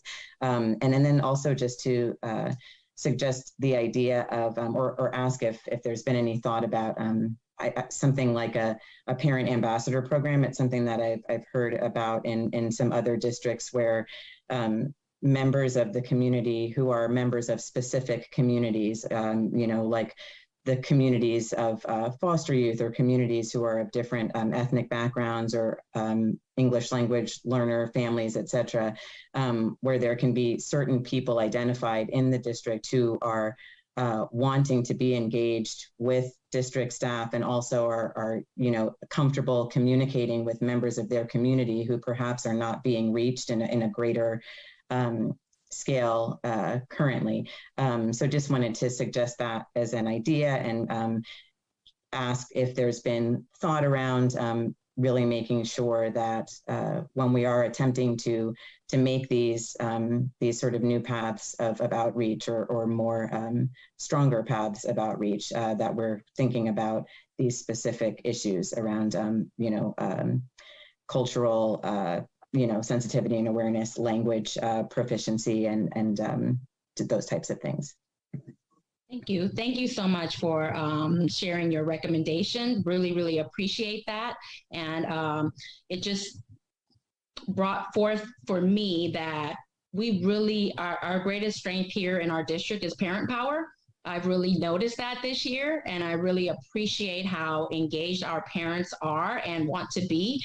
And it is very, very important that we outreach to them for support, and we are happy to partner with them or even make them a part of our compensation structure should they serve as an ambassador or be at the forefront of outreach to other parents who speak the same language as they do. That is exactly why I put greater investment or more money into translation services. And of course, that could be for our staff who speak different languages or our parents who speak different languages. And we definitely want to engage them robustly. And I really appreciate your idea about training for in terms of cultural sensitivity. I think that's an amazing idea, and I will be working to try to find some training for our parents as well. Thank you.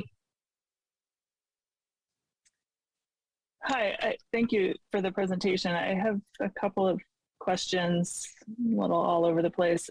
One is sorry, I lost the goal. There's a metric in here of participation in after-school programs. It's under Goal 1, programs developed for unduplicated students. And I'm just wondering what those programs are, if you could talk more about that metric, and then I might have some other questions. Thank you. And how you're determining who's in them. So these are our students who engage in our school age ACC program. So the state wants us to be able to provide continuous hours of care beyond the instructional day. And again, for our students, for families who are considered unduplicated pupils who may have a greater need for before and after school care, this is a metric that they want us to measure in order to ensure that we are providing that type of care for them. So it is less burden for our families, and that our students are being taken care of beyond the instructional day. Great. So that's what I thought it was, but I guess I'm wondering about how we phrase a metric and a desired outcome. If the goal is we want to make sure all of those unduplicated students have access, then it seems like it would be good to measure, you know, what percentage is that of our of the need of those families. So we've had conversations before about some ambiguity about whether there are waiting lists for programs and whether we're making sure that low-income students in particular know about the subsidized part of that program and how we're marketing the program to students. And we had been talking about it in the sense of wanting to make sure we had enrollment and revenue coming in, but the fact that this is an actual metric in our LCAP suggests that we should also be doing a more focused, you know, how do we make sure that everyone who needs it is getting it? Because otherwise the percentage that we choose is a bit arbitrary, right? Really what we would want to try to measure is whether we're meeting the actual need. And I'm also, a sort of related question is, who designs the metrics and when do we actually revisit whether the metrics and the things that go along with them, you know, the outcome, really help us determine whether we're meeting the goal. So that was kind of one example, the after school programs. But then the second, like goal 2, which is all about supporting the whole child, fostering social and emotional growth, and talks about the need to help students recover from the pandemic year. But all of the metrics are just about attendance, dropout rates, and graduation. And there's only one item that's really specific to what you could call student well-being, which is the Healthy Kids Survey. So I'm curious, what would be the process for sort of exploring whether these metrics are still really telling us what we need to know? Because when I look at goal 2, I think most of those metrics we're basically already meeting. And so how can we set the bar a little higher for ourselves and actually measure.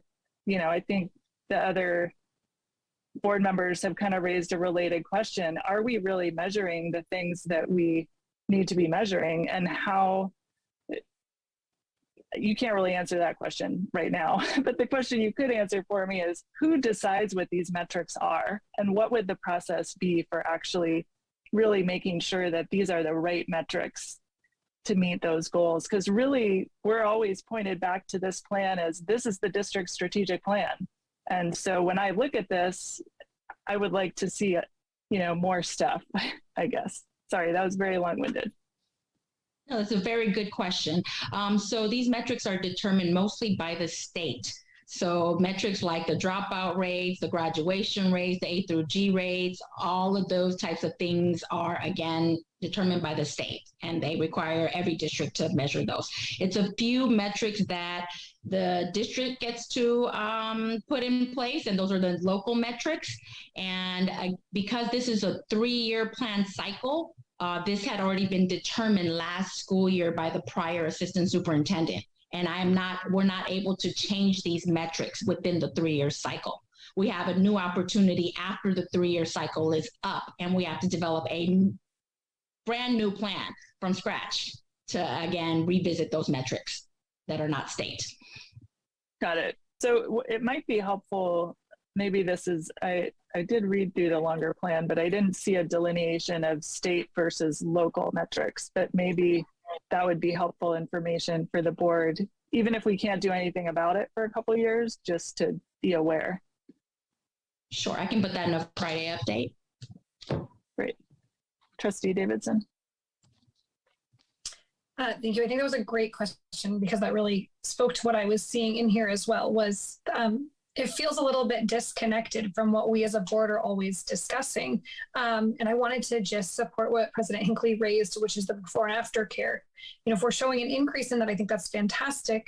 But I also think that, you know, as a parent, I've never received anything about it. The rates, what we can get as a subsidized program, being an economically disadvantaged family, you know, what would I be able to get that before or after care for? I have no idea. And when you call, or talk to someone, it can be really convoluted and confusing to figure that all out with them. So that was something I wanted to raise, is if we can streamline that. And I think that later in the meeting, we have a ACC coordinator position coming back to us. So maybe that will help with some of this.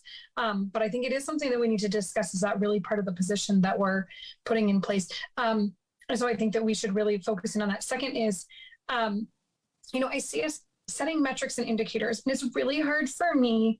We don't do this with our kids' report cards. We don't do this with kids walking into a classroom. If we set a metric and an indicator and we just say, yep, we're meeting it, and we're just going to continue to meet it, I'm not sure what we're really doing there. And one I want to really raise is our school facilities, because we say school facilities are 100% in good repair, and yet we get emails like, hey, at Ocean View, there was still construction stuff left. Oh no, we raced to clean it up. Or our turf is in an emergency situation. We have to fix it right now. So it just seems confusing to me if we say, yes, we're good, and we're just going to stay good. What really is our standard, and where do we really want to set this for our students? And that's just kind of my 2 things for now. Vice President Duran. Speaking about another specific metric, we have the UC CSU entrance requirements and the Cte completion rate, which ideally you mentioned would increase by 10% for the 23-24 school year. And I'm wondering specifically, what are the services that will happen next year in order to increase those rates? What kind of services will be provided for students? So it's just informational. Like I mentioned, we have 3 pathways. Unfortunately, one of them does not have a second course, but two of them have 2-course progression. And the issue with the completers rate is students must complete both courses in that succession. successfully in order for them to be classified as a completer. Traditionally in this district, I have come to learn that students are not encouraged to necessarily take both courses, that these courses are taken as singletons. And although that's fine, but that, again, doesn't count towards the completer's rate. And I'm not sure if that's really that important to us. So that's a decision we can make as a committee or as a community. I would say it's important because, again, it gives you more depth of knowledge versus the breadth of knowledge if you only take one course versus both courses. So that's one area that I'd like to increase information on, so students understand that if they take both courses, not only would they have more depth of knowledge, that they would also be considered as a completer by the state definition, as well as that one singleton course that we have in the third pathway. We should explore how can we put a second course into our electives in order for that to be a complete pathway in which a student can become a completer. And what about the A through G requirements? What do we need to put in place there to have more students qualify or, you know, to have completed those requirements? Yeah, so that is the purpose of the use of our A through G grant plan that we presented a month or two ago. We're going to, first of all, this summer, we're putting in a more robust credit recovery program than ever before because we are offering not only in-person instruction in the core subject areas in which students are getting Ds and Fs. So again, it's that grade D that is keeping our students from reaching that A through G. So we are going to allow our students to not only recover credits, we're going to allow them to elevate their grade. So that's what we call, I call that grade elevation, when we allow students with Ds to bring it up to C or better. So we're going to start it this summer with not only in-person instruction, but as well as online instruction. So they will have two options, our students. Either they can do it through the online option or with our dedicated classroom teacher. And then in the new school year, we are going to create dedicated courses during the school day in which we will serve those students with those Ds and F grades in order to credit recover as well as elevate their grades, again, during the school day. This is a new strategy that has never been tried here in Albany, and we really want to offer this opportunity to try to impact this data. Okay. You know, I think based on the conversation and questions and comments that the boards have made, it really is a good opportunity because we have a couple years down the road before the new LCAP comes up to really look at those metrics, for example, and which ones are meaningful for the district, which ones we'd want to add, or are there some that we can let go, that kind of thing. You know, it just seems that starting next year could be a good beginning point for LCAP, you know, to do a lot of that work, to start that anyway, because it'll take a while. And specifically with respect to that, one of the things that I've always commented on and I'm concerned about, and certainly the rest of the board members can weigh in on it, is when we present our data, both in terms of the LCAP and the SIPSIS and all kinds of other ways that we present, that we provide a different way of looking at the data. For example, what we do, we tend in all these reports, we tend to say that a certain percentage of students, you know, have successfully met the standards, et cetera. And what I would really like to see, because especially in this goal 1 for academics achievement, is to really focus on the kids that we're talking about with the great need. So as opposed to just saying all these kids are successful, what percentage of the kids by ethnicity are not successful, and give real numbers, so that, because, you know, saying 73% of one group is successful, okay, that's a good data, but I would really like to know how many kids are we talking about that we really need to work with next, in the coming years to be more successful. I mean, it provides to me a better source of information and perspective, really, of how I should be looking at things. And once again, it's more than just a percentage of any group, it's the exact number. So when we look at, our SES kids, wow, it's not just 27%, it is 300, 400 kids, whatever, so that we really have a better grasp at what we're looking at. So that would be my request, that going forward, we provide our data in a more, provide just more information. Good point. Trustee Davidson. Okay, so just real quick, this is maybe like a little bit of a challenge or something to you, Dr. Wells and Dr. Shin, but we keep hearing, and President Hinckley has mentioned this many times, that the LCAP, we're gonna get it all in the LCAP. It's all, well, we asked for it here, well, it's in the LCAP. And I feel like it's not all in the LCAP. So it would be really helpful, I think, for us as a board to sort of see this like district plan vision, and then, okay, the LCAP fits in here, the census fit in here, the Healthy Kids Survey supports this here, and have this sort of bigger picture of this is Albany Unified. This is where, Frank Wells is taking AUSD. This is how we're supporting kids, and just really see this picture so that the pieces come together, because it's like we get this bit over here and we talk about it in this context and then this context, but that would just be really helpful if we could kind of work towards that. And I think it would streamline all of our discussions a little bit if we were just always, really able to reference that. And let me add to that, Trustee Davidson. I'm really glad you brought that up, because one of the things we're working on this summer is to roll out a more comprehensive plan, starting with the data and the superintendent's vision and the district vision around what is it we're about and what is it we're going to do, and how does that look as we operationalize that, and how does all really mean it's all.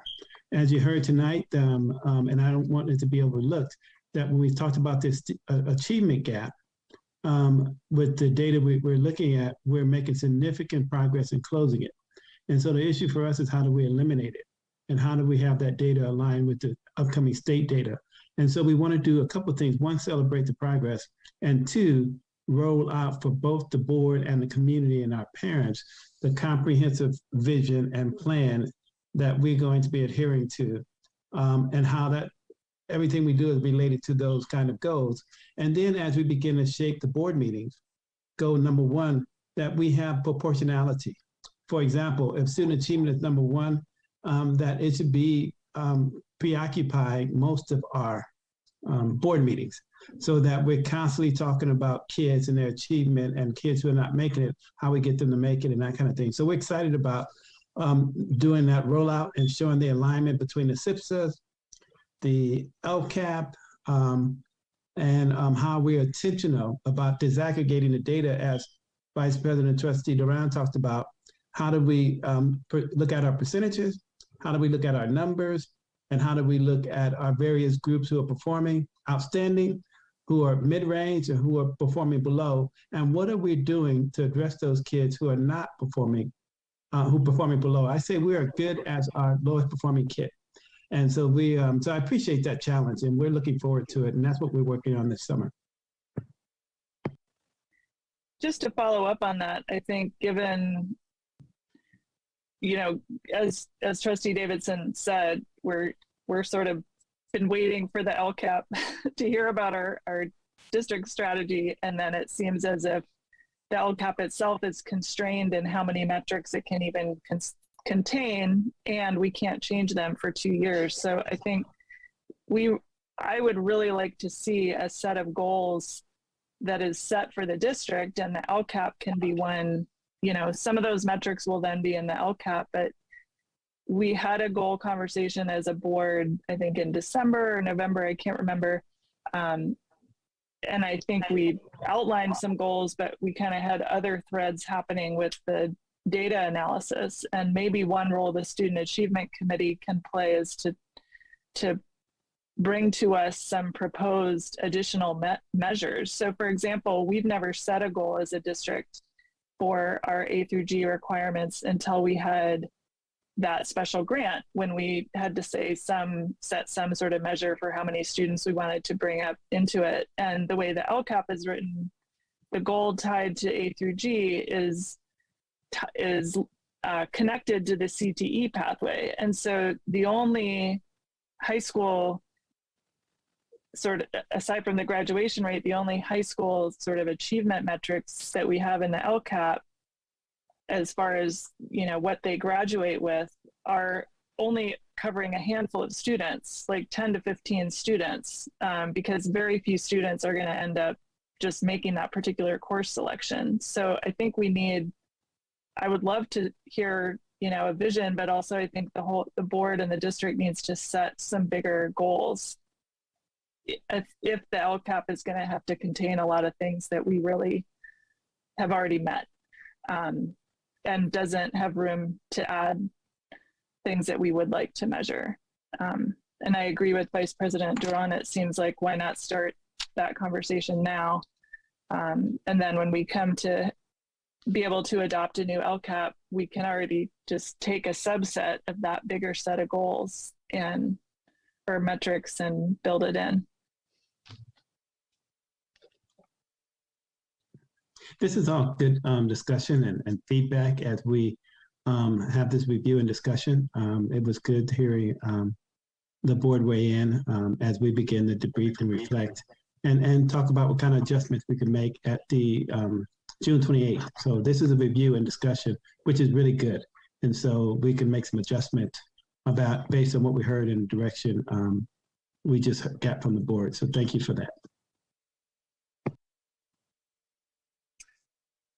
Great. So this is a public hearing. I just want to double check whether there's anybody from the public that would like to be heard. All right, seeing none, I will close the public hearing, and this will come back to us on June 28th as an action item. And we will move on to our second public hearing, which is the fiscal year 2022-23 budget.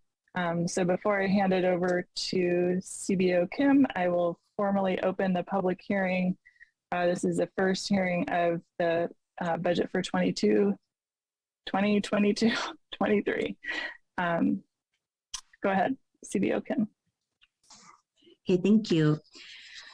So every year, the district is required to adopt a budget prior to July 1st of each year in order to authorize expenditures of the fund for the next year, which is 22-23. So I am going to just go over to the presentation. I think this might be the easiest.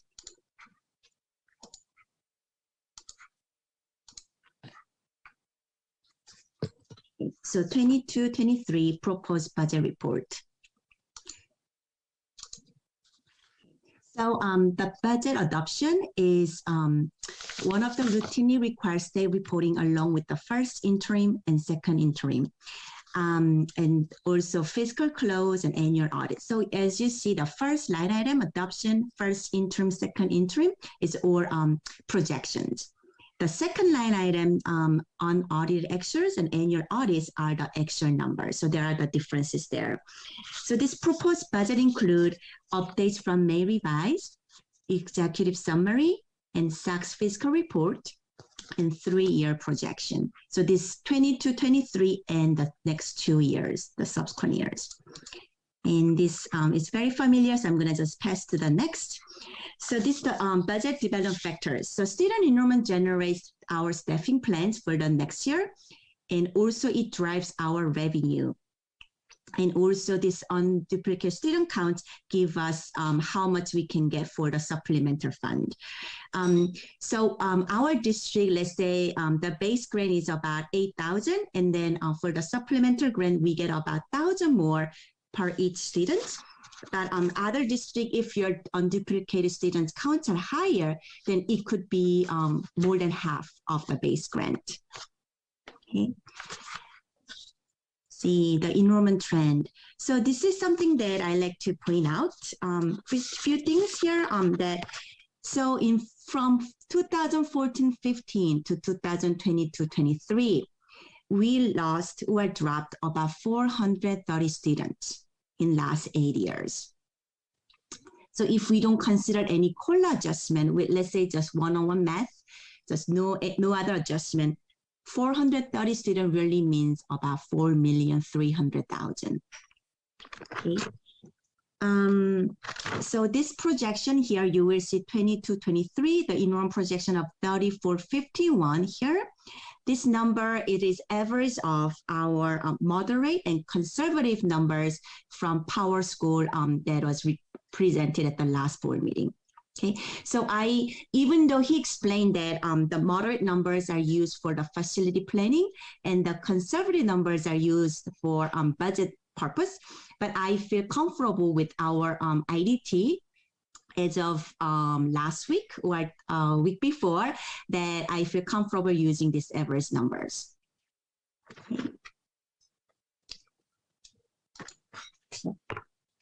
This slide, I actually like to go over that the declining enrollment has such a big negative impact to the district budget. So let's say if we lost about 117 students at about 10,000, so the lost revenue is about 1,170,000. Now that means we have to lose teachers, right? So about 120 students requires about 5 teachers. So the teachers' cost, including other payroll taxes, about 425,000, and savings for supplies. So total together, we could save about 473,000. So that means we lost revenue over $1 million, but we are only able to save about $500,000. So we have about 697,000 deficit. Okay, so this is why the enrollment is important, and we really have to address this declining enrollment. Addressing means not only increasing or like putting an effort on our enrollment, but also making a proper adjustment in our staffing. Okay, so this is the multi-year projection assumption from the May revise. So our county still want us to use not all the factors or all the assumptions from May revise. So here you will see that the funded ADA in the third row, I actually use the higher of current year and the prior year. And this is how our county still want us to use, because the budget has not been approved yet or act on it yet, okay? And the COLA has been adjusted 2020-23. You will see 6.56% COLA, and the next 2 years about 5.38 and 4.02. Okay. And you will also see the big increase in 2022-23 for STARS from 16.92 to 19.1%. And also big increase in PARS, 22.91 at the last one here, and 25.37%. Okay. So let's go over the local control funding formula. So we are getting about 35 million, about 34,824,000. So what it means is, so earlier here, I talked about like our base grant between 8,000 to 10,000 and our supplementary money, 500 to 600, and there's some grace band adjustment. Okay, so let's see here. So let's say we are getting funded based on ADA attendance. So if we drop 1% of attendance, that means we are gonna lose about 1% of our revenue, which is about 350,000. So it is also very important that we address our attendance rate. It all affects our budget.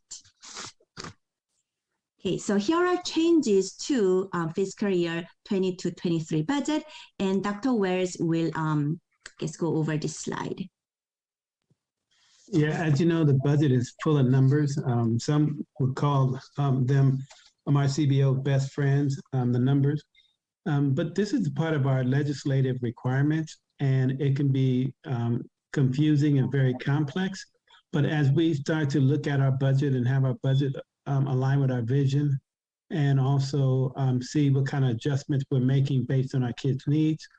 This is based on data and lots of input from our staff, our parents, our students, our community, and from the Board of Education in terms of their directions and instruction and input. Here is what's different coming into the new year, again, based on data and input. We're going to have a secondary math coach. And as mentioned in the LCAP, the math coach is going to help with the what we call MTSS, multi-tier systems of support. And we know that the first good teaching is the best way to assist kids in having solid knowledge and achievement in key areas, with the focus on those lower level maths where we need lots of support. And the best way to do that, one of the better ways to do that, is to arm teachers with the skill, knowledge, and capabilities and support.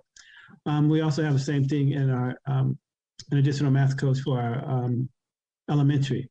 And then we have math tutoring at AMS, adding that. We didn't have it last year. And a tutoring coordinator to line up all the tutors to work with the kids in need of some additional assistance. We're also increasing our mental health by 1 at the high school to adhere to the principal recommendation and request to have a parallel, like they have at the AMS, a Will Cason, because our kids who need to see someone can no longer afford to sign up and wait in line and maybe see someone a week or 2 later. They need to see someone when they need to see someone, and that is immediate, right then and there. Next, we have the implementation of special ed audit that we talked about the audit. Okay, we have the special ed audit, so the issue is now, how are we going to address it? And someone helping to lead that would be our TSA. And we're going to come back in the fall talking about how we're going to respond to our special ed audit. In other words, the audit, now what? And then we bring in, as you know, our Director of Professional Development through one of our grant programs.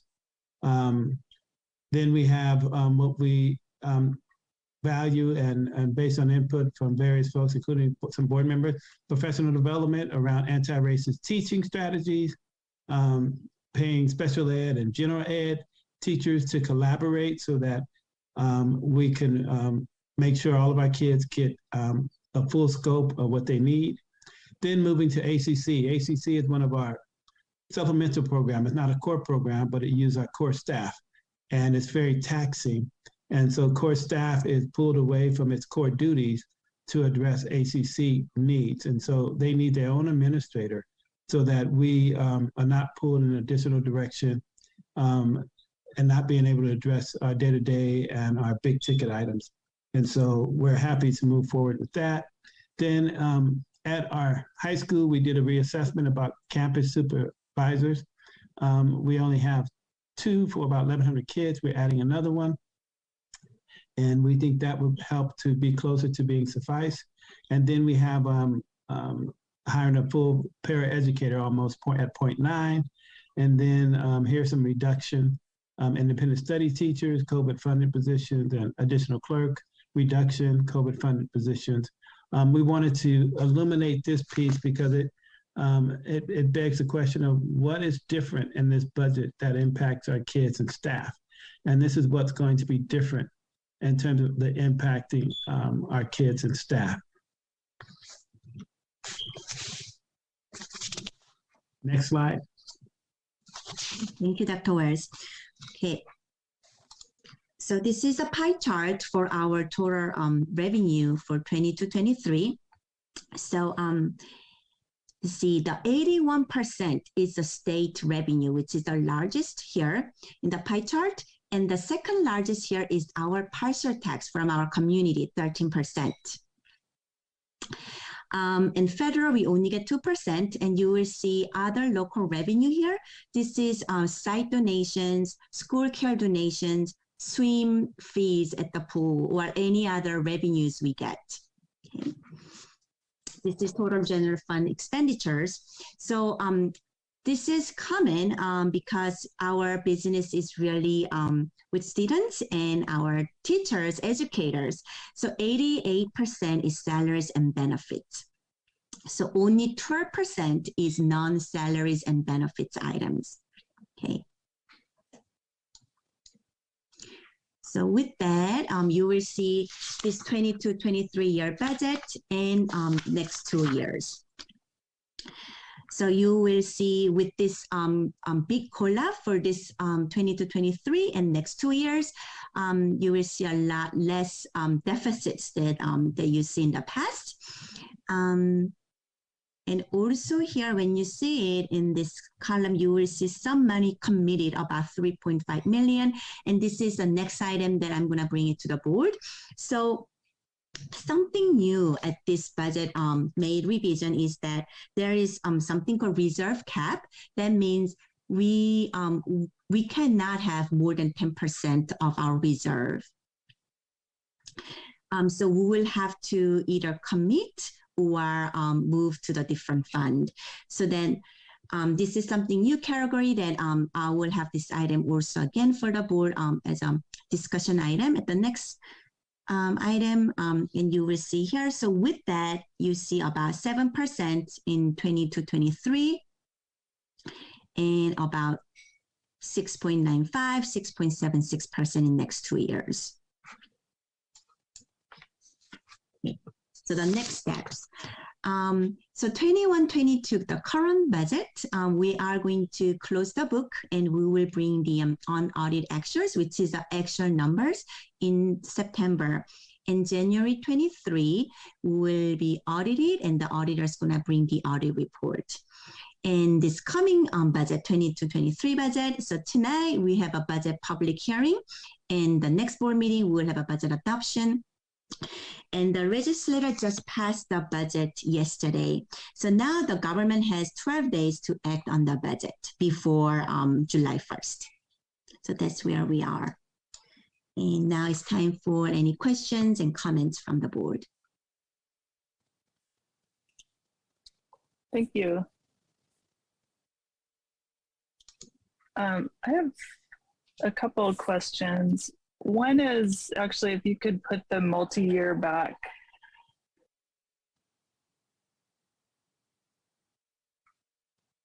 Sorry, when the multi-year page back on the screen.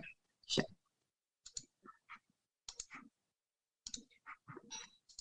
Here. So I know we're going to get to the content of the committed funds next, but I'm just trying to understand mechanically how they fit into the budget. So I know the committed line, that 3503, lines up with the amounts that you're going to present to us later. But could you just explain what's the sort of spend down plan so that amount decreases over these 2 years?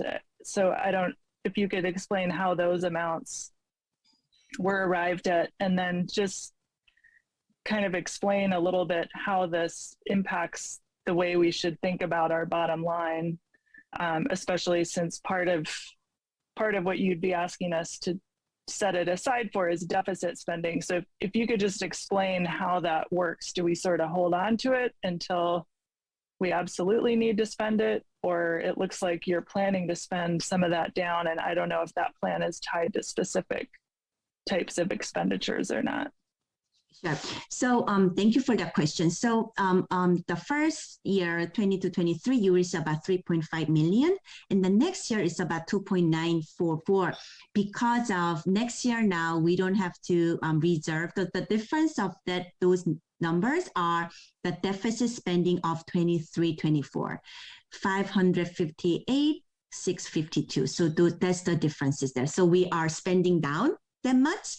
And then the following year is the same thing. The difference is 484, 382. So I have committed, but I have not see any other expenditures. It's just more like on hold.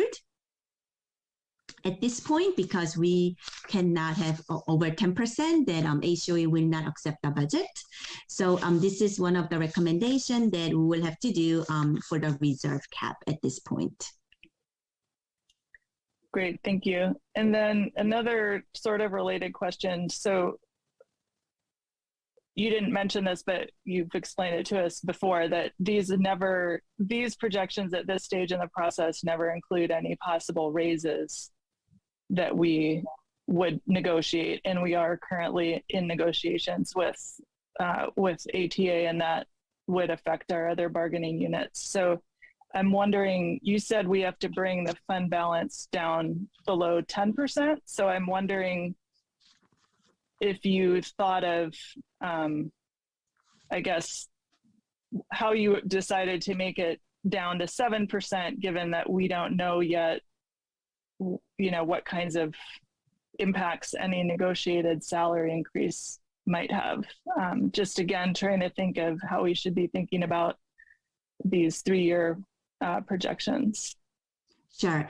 That's a good question. So there's going to be a lot of variances, I will have to say, because once we know that if the governor adopts the budget, how it was presented to him, and we don't know exactly as of today. So I might actually have to bring this budget again in August, in 45 days, meaning before August 15th, to the board and to the public.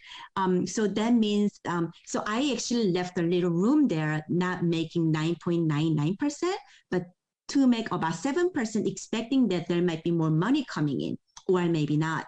So there's a lot of variables out there. Same thing with the negotiations items, any salaries or raises, or any other factors. So in that case, we'll just have to adjust it again and bring another documentation. I actually spoke to the county about this item because there's a lot of variables out there. Also, I just wanted to say again that this commitment does not have to be a permanent and may be changed.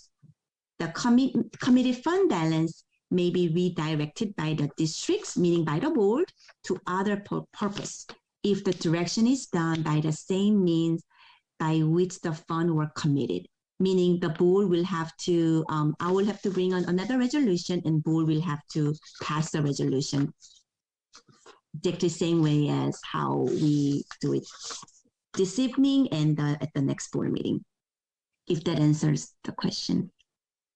Yeah, and I know we'll talk about that more when we talk about the resolution itself.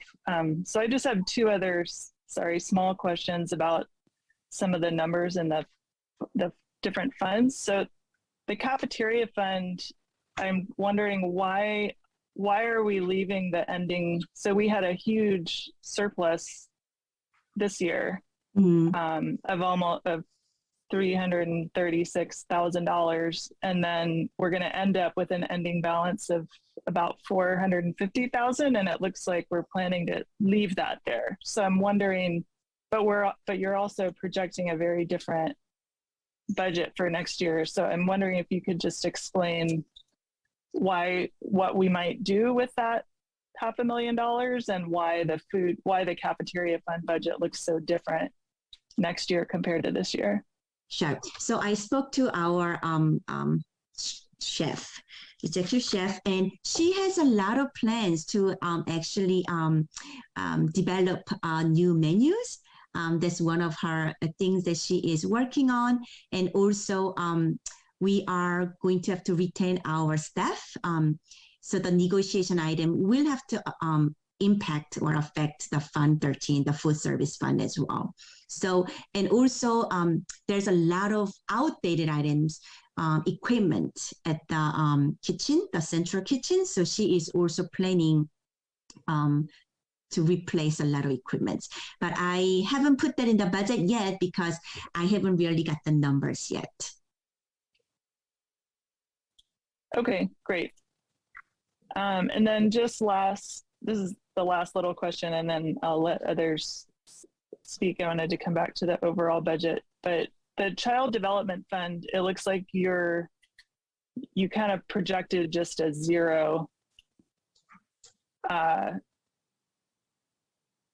what's the word I'm looking for? Bottom line. And I'm wondering if, you know, if that's what you really think is going to happen, or I know we've talked about wanting to bring a fee increase proposal to us possibly.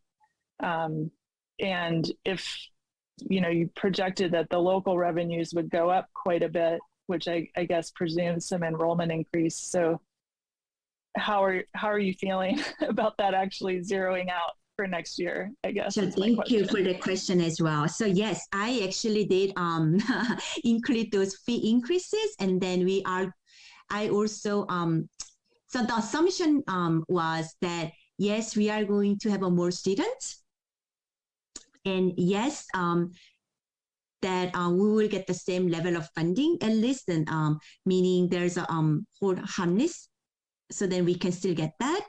And also we are going to have a fee increase. So those assumptions are already included here. So then with all of those, I think we are gonna make it. Great. Any other board question? I could talk all night about the budget, but that's not what anyone's here for. Yeah, Vice President Duran. I actually have only one question, and it's CBO Kim. It really is it's not even, it's somewhere hidden in all these numbers, which basically is, and it's not going to happen tonight, obviously, but by the next board meeting, could we have a list of what changes there are in terms of personnel from this year to next year? For example, any changes, for example, I'll give you the specific one I'm thinking of, which is my understanding that that the district used to pay, that we paid half for a halftime counselor at AMS, and that we are no longer going to, we need either, I don't know for what reason, we were not going to continue that third position at AMS. And I don't know how it gets reflected, how the board would know of something like that before it becomes community chatter, in the sense that I heard about it by way of a community member.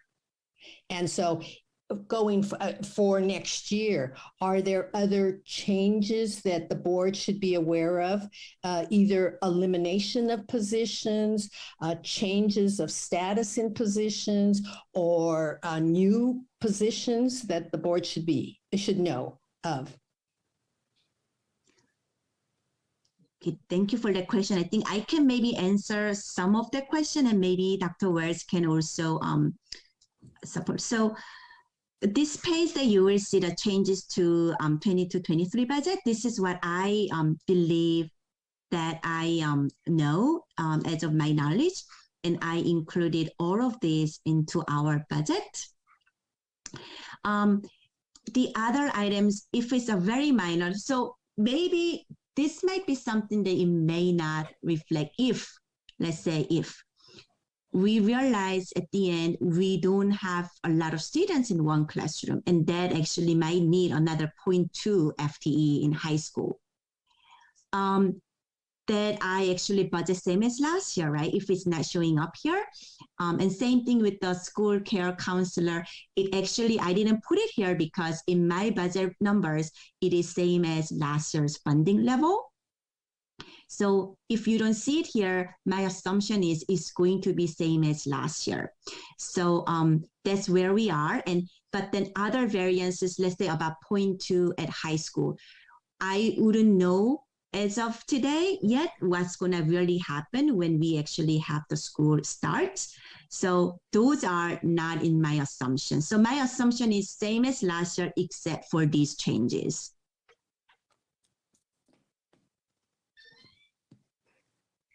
Thank you for that. I'm wondering, Superintendent Wells, can you clarify for me, am I misunderstanding something about the AMS counselor position?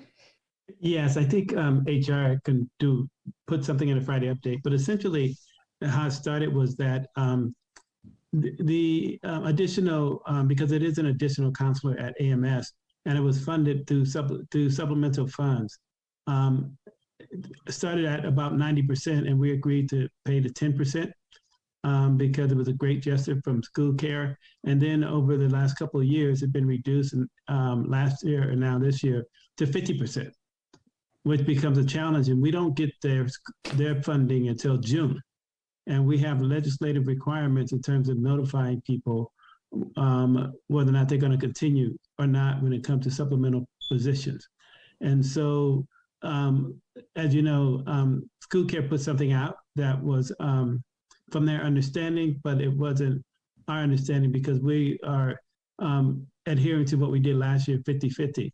And so at some point we have to look at how we're going to be funding these supplemental positions so that they don't get converted into part of our formula, because they're not part of our budget formula. And so I think there was some confusion there when the notice came out that we were not going to have the third counselor at AMS, and that notice didn't come from us. It came from, I believe, school care.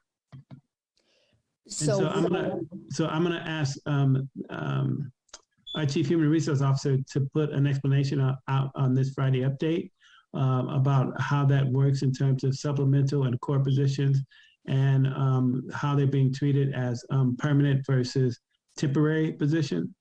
And how that works, because the third counselor you just referenced is a non-permanent position.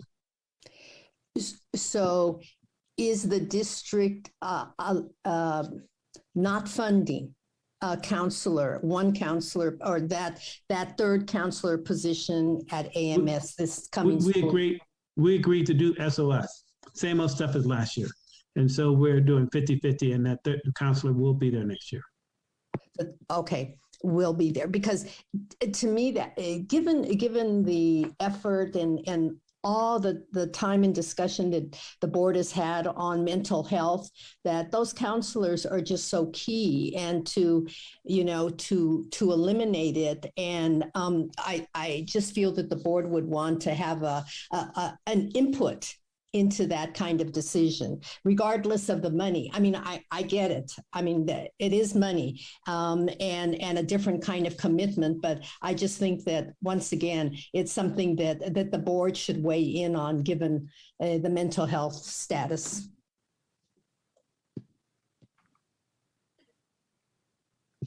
Do you mean weigh in on it differently? Because we're moving forward with our third counselor.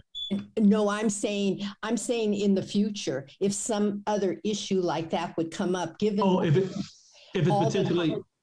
we potentially could lose it, that it comes through the board, is what you're saying.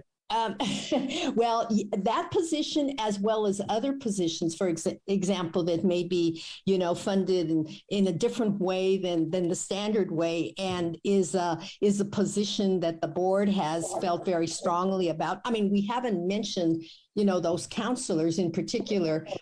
I, for one, because I just made a false assumption, right? That there were 3 fully funded positions of counselors at the AMS, or that we were doing a 50-50. Anyway, the point being that bottom line is that mental health has been a key issue for us since the pandemic, and keeping a counselor, that third counselor there, would mean a lot to the AMS community. And I think the board should weigh in on any kind of position that, revolves around those kinds of decisions. At least I just want you to know, Vice President Trustee Duran,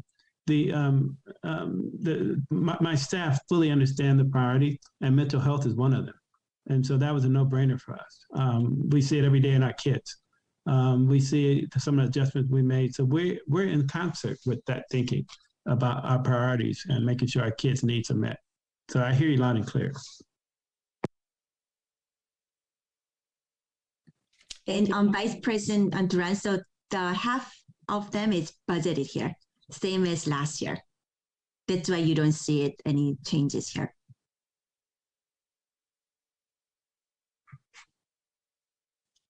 Any other questions? We are in a public hearing. We have a few attendees, but I don't see any hands up. All right, I'm closing the public hearing on the budget. So this will come back to us on June 28th. And I didn't hear any direction from the board except for an update about the school care funding issue on a Friday update. But other than that, I think the budget will come back the same. That's what I heard. Okay. So now we move to review and discussion. Resolution number 2021-2238, designating certain general funds as committed fund balance. So thank you. So again, this item is something new to us. So this current year enacted budget, state budget, triggered the local reserve cap in the following year, 22-23. So on March 17, 2022, the State Superintendent of Public Instruction issued a notification of school district reserve cap requirement for the 22-23 fiscal year, which affirms that the 10% cap on the local reserve is effective with the 22-23 fiscal year. So again, this is I just wanted to say the purpose of this commitment does not have to be permanent, and it may be changed or can be changed in the same format. So if we can, Julie, go to the resolution itself, that would be great.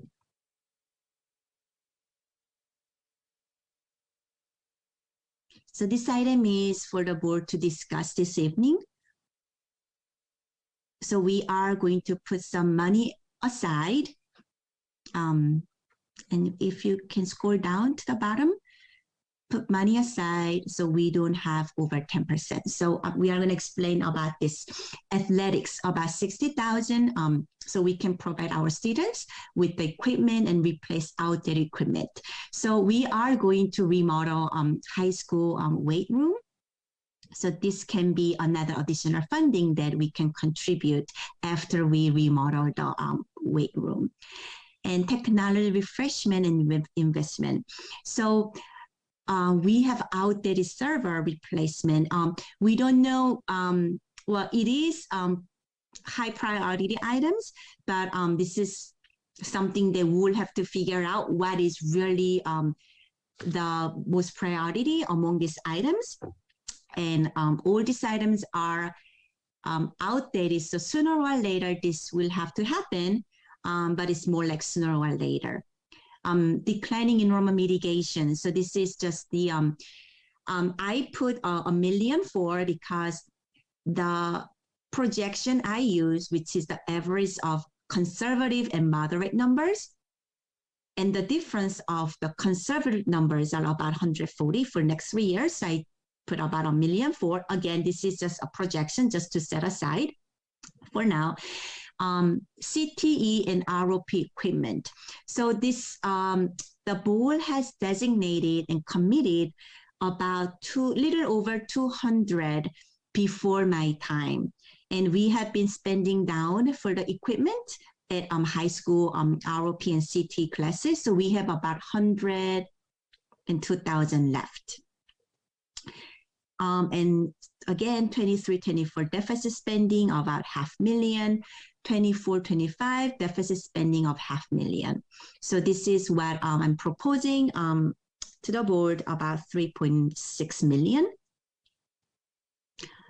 And any discussion, any input will be great because we can, of course, always change the numbers, but this is not permanent.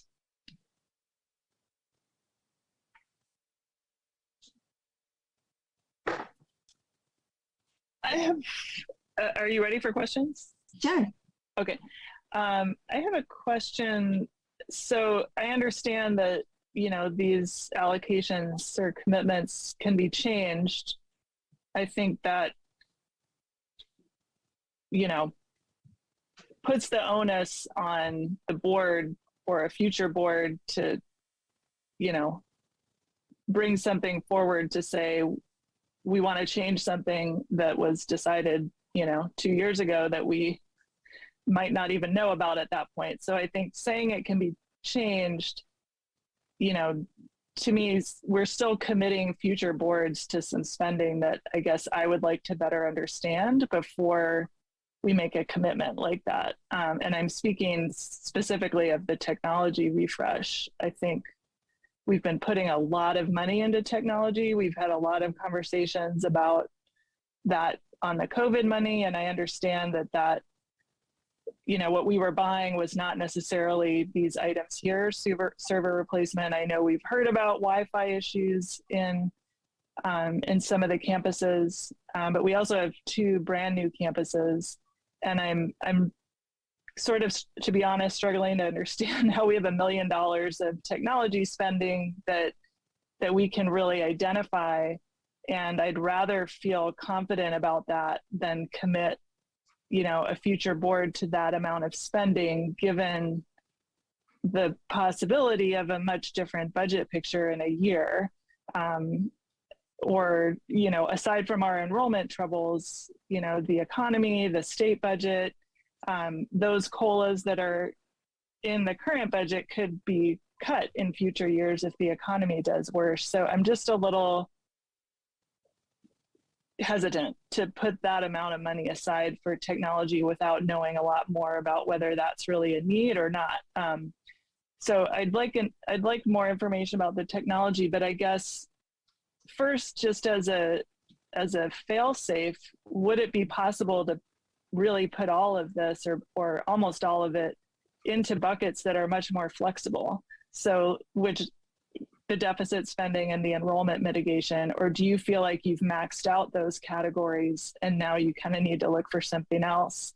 Because my understanding is if we put it in those buckets, it's essentially unrestricted spending. Sure, we can move a lot, maybe like, for example, $500,000 to declining enrollment mitigation. So that's another possibility too. And also, I might actually bring the same resolution again in August if there's any change in the state budget, because then we might be over 10% or may not be. And also with the closing the books, it might have some changes. So we might actually see this resolution pretty shortly. So you're saying we could put at least another $500,000 into declining enrollment, and then that can essentially be spent on anything. Yes, and then also technology we can reduce by $500,000. And then just the second part of my rambling question. So for that $500,000, what's really important for us to be spending on technology in the next couple of years? Sure. So I actually have the list of this. Network hardware. Current hardware is, I have all the note from our IT director. Current hardware is end of life. Make network more robust. Prepare for the increase in internet band and high priority. And it's going to be about $150K. So that's network hardware. Wi-Fi hardware. Increase Wi-Fi capacity to handle large increase in devices with one-on-one Chromebook deployment. High priority and about $150K. Security video. Oh, and then there's another item for the board, audio and visual. So we don't know how much it's going to cost, but if we want to have our own board meeting in our own facilities, we will have to spend some money on audio and visual. So then IT director is working on the cost and what is the best equipment for us. So that's going to be some money involved. We don't know, it's a TBD. Little theater, replace and upgrade audio visual hardware. This is not priority, but something a wish list, so I can take it out. And there is another, let's see, Cougar Field, add a network capacity into the Cougar Field, because I guess we do not have a network capability in the Cougar Field. So that is not high priority because we just never had it, then we may not have it. So those items, so when I said, okay, so we don't have to have another 500,000, we can move it to declining enrollment. That means those less priority items will be just out. Well, but you could still pay for them. It's just that now you have a choice, right? So it doesn't mean that we're taking them off the table. It just means, next year's board, or, if we can, there could be a decision made when the time comes about whether it's still a priority given the resources. So that is correct. I just want to clarify that. Yeah, it's not saying we can't spend it on technology. It's just saying now we can spend it on anything, and maybe that will still be the highest priority.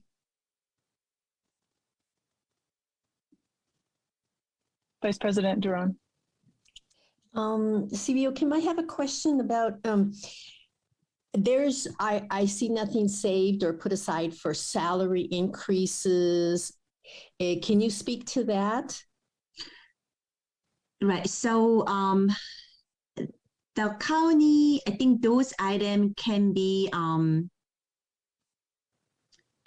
as unassigned items, and those items the state may not recommend it because we actually really don't know. If I put, let's say, for example, let's say 100,000 or $1 million, that means I'm really telling the whole world it's a 3%, right? Then I'm gonna, right. So the state and county do not recommend that. I see. Okay. I know you've mentioned that earlier, but I guess it bears repeating. When I saw this and looking at this technology refresh, I said, oh my gosh, $1 million is not sustainable for the district in terms of technology. This is sort of in terms of the justification, these are one-time items. And so they would not be part of any technology needs each year. No. Do you have an idea of how much money we put into technology each year in order to refresh the Chromebooks, et cetera, et cetera? Anything around there? Sure, I can get those on the Friday update, but for the hardware of those that I mentioned, server, those we haven't really spent any money.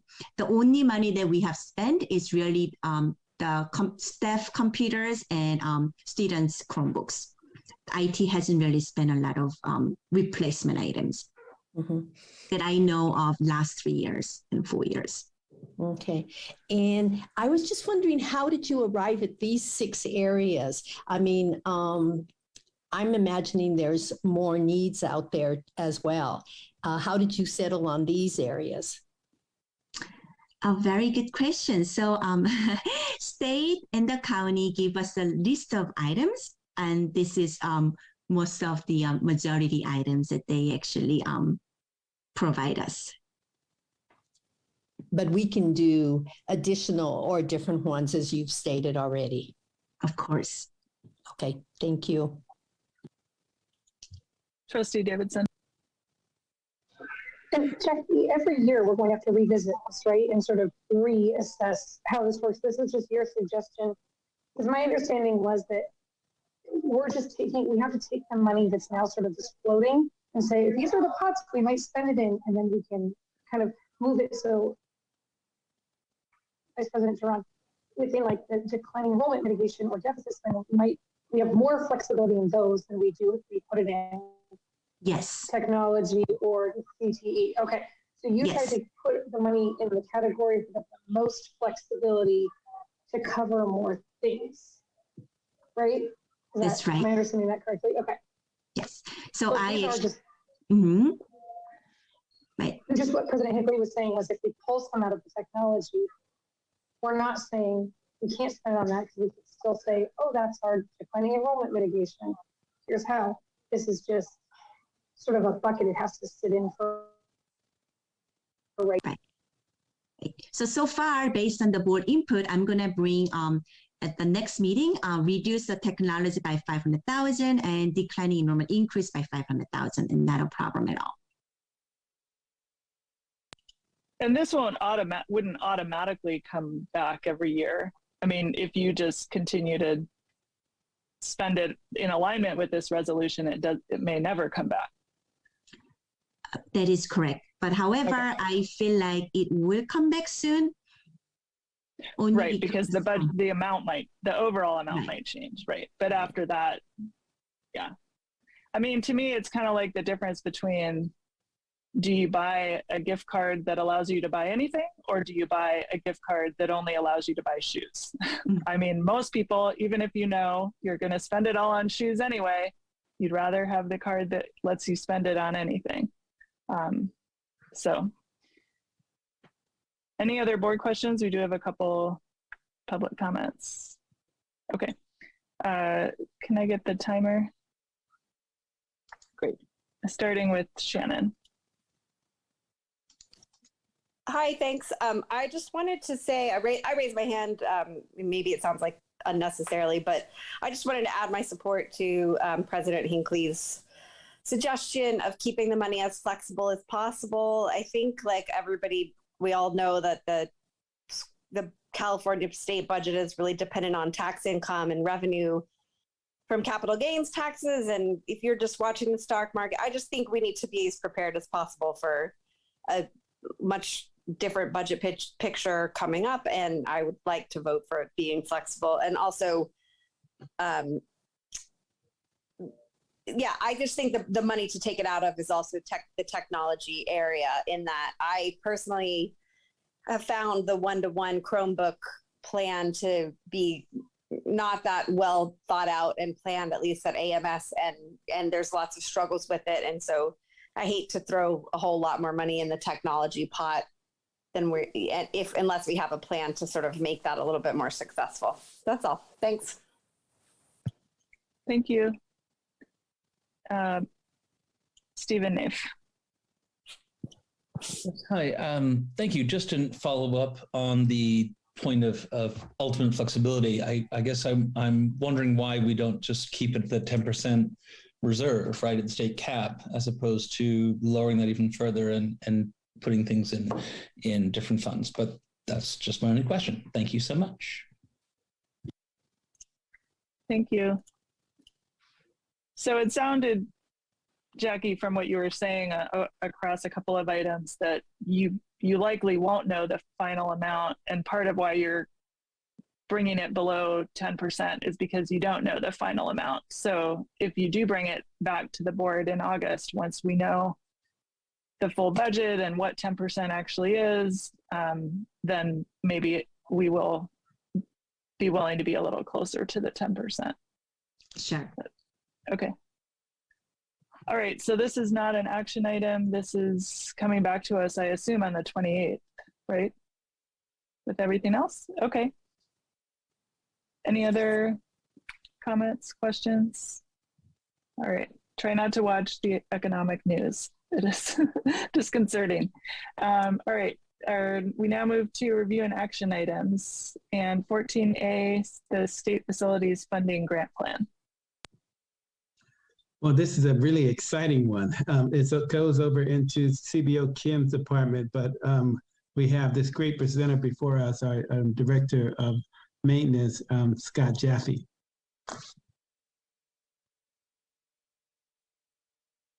Hey, I'm unmuted. Hello, everybody. How are we doing?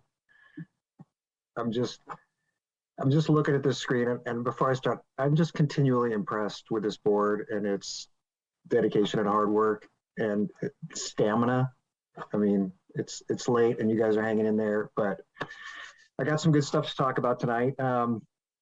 As Dr. Wells said, we were awarded. We found out in April that we were notified of the $4.5 million. Oh, thank you, Julie. $4.5 million state facilities funding grant. So I think that might be why some of those allocations we just saw from Jackie didn't really include facilities needs, because I think this is going to really help us out in the coming years. When we found out that we were receiving this in April, I met with Dr. Wells and CBO Kim, and we sort of divided it up into these three large tranches, and then Dr. Wells asked me to do some research and do some facilities assessment, which, you know, is kind of what I've been doing the last 4 or 5 months as I've settled in here. And I've tried to identify and break down a little bit more how we can use these funds to really make some improvements that are needed. So if we could take a look at the next slide, we knew right away, Dr. Wells had this vision for improving the Cornell playground, and I think it's been a long time coming, and I'm really happy that so much is being budgeted and allocated for that.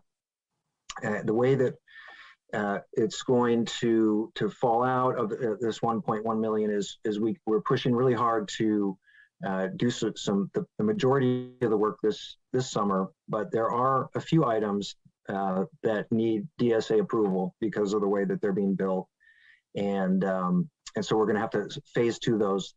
But this amount should give us a great new Cornell playground for our students there. And then the next slide would be security improvements. I think it was identified early on when I came aboard that this is a need both for security cameras and physical security, locks and gates, procedures. And what I'm proposing is that we start this process with a really thorough security analysis by a third-party company that will talk to staff, we'll find out what the current conditions are, what the neighborhood conditions are, what the building conditions are, and then make very thorough recommendations on how to best spend this money. So I expect a good chunk of it will go into improving our surveillance system, because there's a lot of great new technology that is available to us there, and then other improvements, as I say, lock and gate, physical improvements. Even you can even do a lot with just landscaping. So that would be about $800,000 of this fund. And then next slide, please, would be the just overall site improvements.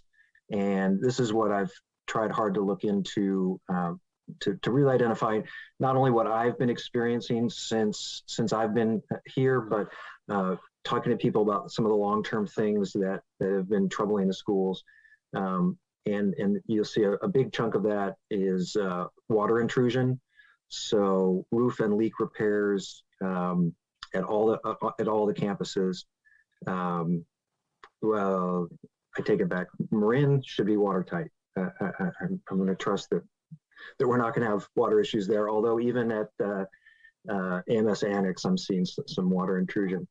And then HVAC repair, I spend a lot of time every week with HVAC calls. And so I think right now I'm undertaking a real comprehensive survey again of the condition of all of our units across all our sites, so that I can both repair what needs to be repaired and do some preventative maintenance to mitigate future damage. Electrification of the campus is one of the initiatives of the district, and it is outlined in the environmental action plan. This would be things like gas burning boilers that we're still using for domestic hot water, and kitchens, natural gas kitchen equipment. So we can move towards that goal of being 100% electrified with some of this money. And then there's just a whole host of tenant improvements at each site. The enrollment center was recently what we used to lease to the YMCA came back under our care and needs a lot of work in order to make it habitable by our staff. Similarly, 720 Jackson, there's improvements to be made there. Cornell Elementary, the weight room is on this list. I think, it sounds like there's other money, but I think athletics in general, the condition of the locker rooms and the facilities for athletics, I've seen that they've been neglected, as well as the aquatic center, similarly the shower and locker rooms. So This is not by any means a comprehensive list, but I think these are some big, obvious areas that have been needing attention for some time. So, so I'm putting, I'm recommending that the board approve this allocation for site improvements. And I believe that's the last slide. And this is just, this action item is just to get board approval to allocate this $4.5 million facility funding grant in these areas. Again, it does leave us with some flexibility. Thank you. Trustee Davidson. First of all, I'm so excited that we got this. Woohoo! Our district needs it. I have a couple of questions. So one, I know that we already budgeted $350,000 to go to Marin for their security system out of the last under this. I'm assuming Ocean View has a new one. So would this $800,000 that we're going to put in $500,000 new surveillance system, can you just give us a little more information on? Oh, yeah, I think you muted at the end there, but the yeah, this I think this would primarily go towards AMS and AHS. I am working and I am learning about the security system that's being put in at Marin, and I have heard where there are some gaps at Ocean View. But again, one of the things that the security assessment will give us, they will map out for us where the security cameras should be and what types of cameras they have. Because, you know, some people think about surveillance as a preventative thing, but it's more of a forensics. So if you have cameras that can, after the fact, identify faces or license plates, and the technology now of being notified when cameras can tell me on my smartphone when there's an intruder in an area that we don't want them. And so it's not just cameras that we can then look back later and see what happened, but cameras that can actively help deter some of the particularly vandalism that a lot of the sites have been experiencing. You can program, tell the cameras to look for a certain type of activity, like you know, graffiti or climbing over a fence, and so that's where the money would come in to get some really smart cameras. But again, how many and where they go, I would look for an expert to advise us on that. That's really helpful. Having just had our businesses front window smashed and the officer asked, well, do you have a video camera? I think these are smart if they're used in the right way. So I like to hear that these are going to be smart ones that can do certain things. Okay, just a couple of quick ones. I'm surprised to hear that you said AMS, you're seeing water damage also at Ocean View, because you said maybe not at Marin, but is there water damage in the new Ocean View site? And then also, could you just elaborate a little more on the aquatic center needs in the showers there, and a little bit if you have ideas. I mean, I've seen 720 Jackson, so I know it needs a lot, but if you just had any little specifics. Yeah, so let me take those one at a time. The water intrusion that I'm seeing at the annex is from drainage, insufficient drainage, and the slope that's behind the building. We tried to improve that just in-house with our own attempts, but it's running down the slope and across the concrete and into the buildings. So it's not always from roofs. Sometimes it's from under walls and things. And I believe at Ocean View, there was drainage issues in the playground that need to be addressed. I don't want to misspeak about, but I think that some of one of the older buildings, maybe the multipurpose room, might have had an issue as well. And then you asked about the aquatic center. Recently, we had an inspector in that gave us a laundry list of improvements or corrections that need to be made there. We've got walls that have water intrusion from the showers that need to be patched and repaired. There's pretty extensive painting to be done. At some point, they used flat paint in an area where semi-gloss paint should be used, and that will not prevent the moisture from getting in the walls. And so I think primarily it's wall repair, tile cleaning, tile and grout cleaning, and paint in those areas. So other work there that we can do in-house, well, just some basic plumbing work, replacing fixtures and things we can do in-house. And then 720 Jackson, I'm still looking into, but I know that I've been hearing that the site has been neglected a little bit. I know that there's work to do in the surrounding, like the exterior of the buildings, again, with both water and plant intrusion. I know that there's kitchen work that needs to be done. And then I do need to go into all of the classrooms and do further investigation about what needs to be done there. Vice President Duran. Okay, I have three basic questions. And the first one, you may not have been here when there was a discussion, and I had seen it written somewhere that originally the amount of money that was going to be saved for Cornell and the playground was at $1.5 million. Were you aware of that, Director Jaffe?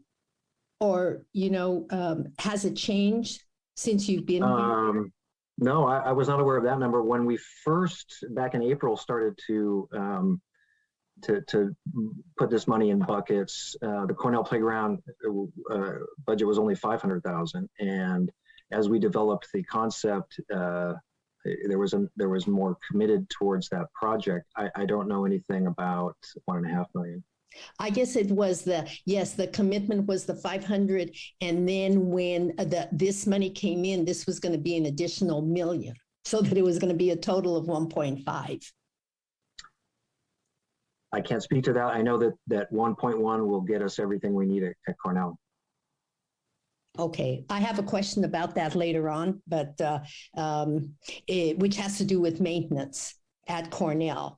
It has, and I don't know if I'm jumping the gun then, or if you, are satisfied that there is enough money for maintenance for Cornell. I expect you're jumping the gun. I mean, this money is not involve maintenance for Cornell. This is just for the improvements. Okay, well then, yeah, it's kind of hard to, all right. Second question is the campus security improvements. I had looked at the safety plans. We all, reviewed them recently, and there was no mention in any of those safety plans about this kind of improvement being needed. Can you speak to that? Well, from what I understand, when I read those plans, those are like an emergency action plan, what needs to be done in case of an emergency, which is a little bit off topic, a little bit different than security prevention and vandalism prevention. So I think that they go hand in hand, but it doesn't surprise me that a emergency action plan would not include security needs. Okay. You had mentioned in terms of the campus security improvements and the cameras that they really are not so much a prevention but a deterrent. And I think that most of us, that's and the thoughts of what the cameras are for are to do the preventative, and especially when we think about violence at school campuses, we would definitely want things that address the prevention as opposed to identifying after the fact any incidents. I think I'm sorry to interrupt. I think you may have misspoke or gotten confused. The current system would be about forensic. It would be about looking at what happened after it's already happened.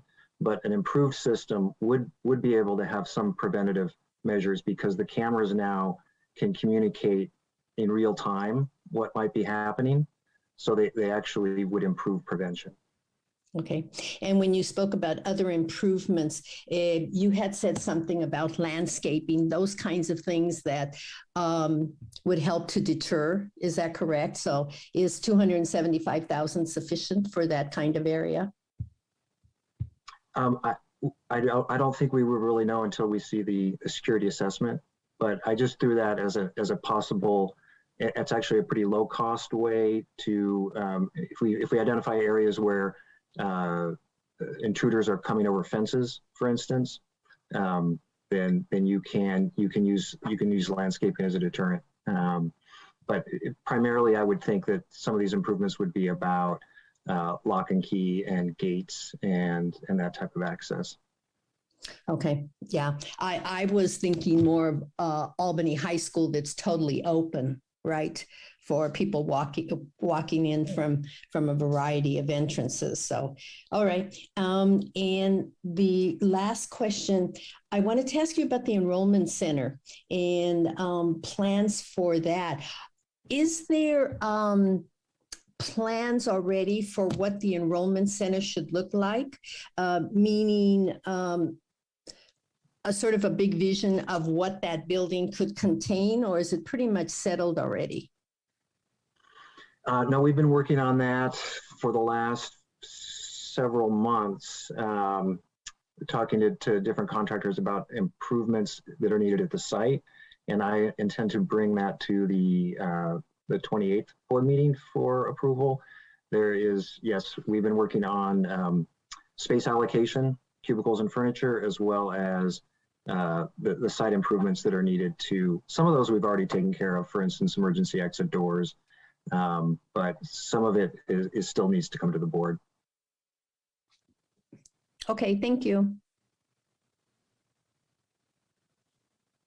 I have a sort of general question about the process. So I know we have 3 contracts before us tonight specifically on the Cornell project. The rest of these would, if we approve this sort of conceptual amount, the rest of these would also come back to us as contracts. So there would be some more chance for some sort of input on some of these items, I guess. So it sounds like the answer is yes. I think the one I'm especially focused on is the security improvements, because as somebody else said, we did just have this whole safety plan process, which was a bit tumultuous. I think I would not have the same contractor who did that develop the safety assessment, or I can't remember what it's called in here, security assessment. But I think it would be really helpful to align that assessment with the district setting up a safety committee, as the superintendent has said he's going to do over the summer, so that there can really be one process to really understand the vulnerabilities, the concerns, the needs for equipment. Because I think some of those are very technical questions, like where do you put cameras if you want to achieve a certain goal? But I think I came away from the safety plan process feeling like as a district, we really need a deep community, staff-based, and maybe even talking with students about concerns, so that if we are going to spend $500,000 on surveillance, we have a clear objective of what it is we think our challenges are, what students are concerned about, what behaviors we're concerned about, just so that it's actually really driven by more than just hiring a company to come in and say, yeah, you should spend $500,000 to put this kind of a system in, because I think that safety plan process was just not functional that we went through earlier this year.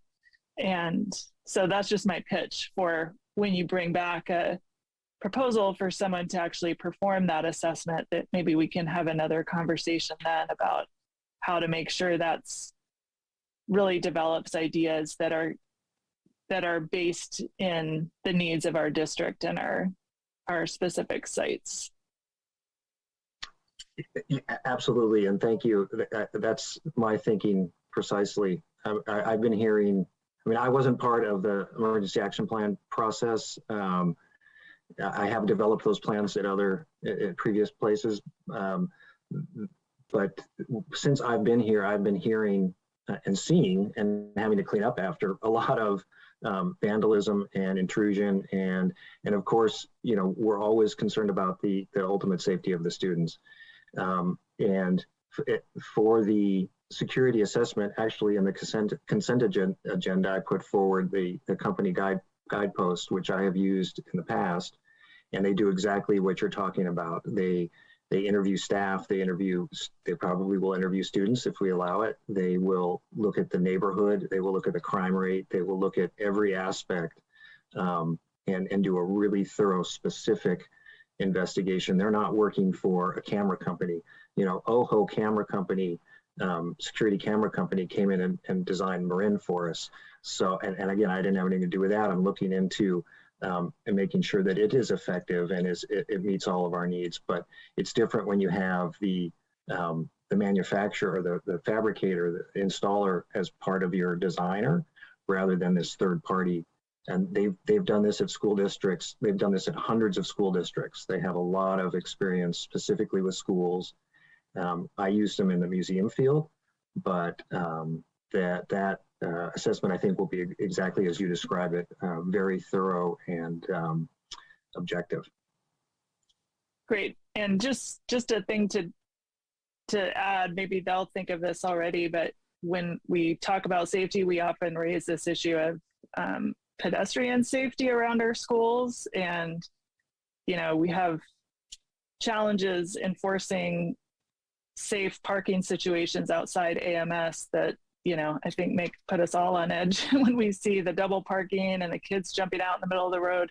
So I would make a pitch for them to, you know, maybe there are some technologies that could help deter our drivers from bad behavior, and also, I don't know, putting some more money into something to help promote pedestrian safety. You know, I guess just looking at the fringes of our campus as well as the campus itself. And maybe they look at that automatically, but it definitely would like to know if there are things we could be spending money on to help with that.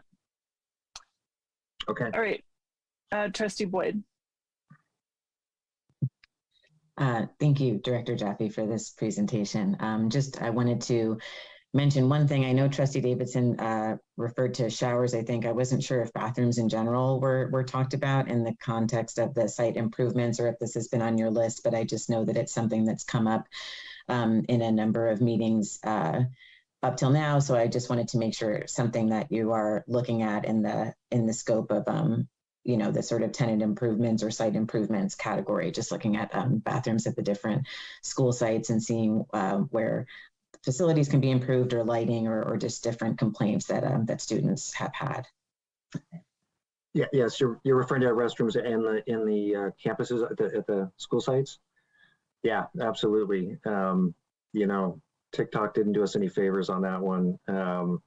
Just recently at the high school, I replaced about 150 ceiling panels, drop ceiling panels, because they like to throw basketballs up at them and knock them out and knock the systems out. So yeah, the bathrooms are definitely on the list. And I think that comes into play with what we were talking about with security as well, because you can't put a security camera in a bathroom, clearly, but now you can put in sensors that can talk to cameras, so that if you can program it for a certain kind of noise, or you can program it for a certain kind of smell, and it will notify the camera outside the door to go on when someone exits. So it's all interwoven, it's all interlocked. But yes, absolutely, the bathrooms, we need to get them up to a place where I think that the kids can feel good about them again, and not feel like, oh, this is something I can tear apart, because the soap dispensers, they like to tear the things off the walls. I'd like to get all that in really good shape, so that they can feel good about those spaces. Trustee Davidson. Can I just ask all the board members? So I know we're going to discuss these elements of this Cornell plan, but I'm just wondering, has everyone seen a plan for that? I mean, if we're going to allot the money to it, have you seen the plan that was worked on and devised? So I'm bringing that as the next item, as when we talk about the designer. Yeah, I've got the plan to share. Okay, I just want to make sure that that ends up in our materials so that parents can access it too if they weren't in this meeting. So we'll just make sure we get it uploaded in, because I just went through and looked, it's not in any of our items, and I'm sorry I didn't see that earlier to let you know that, but we can just get it in. Then we won't have this conversation of it was nowhere. So yes, it will be. I wanted to make sure I had the most current version to share.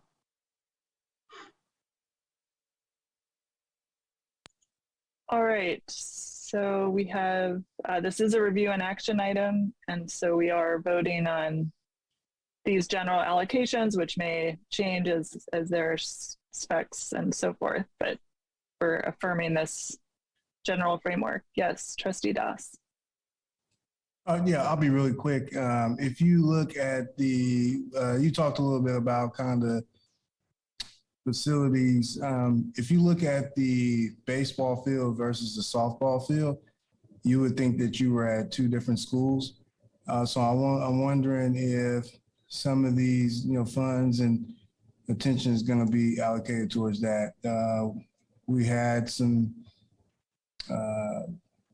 reports from softball team kind of regarding this issue. So before we vote, I just would like some reassurances around that.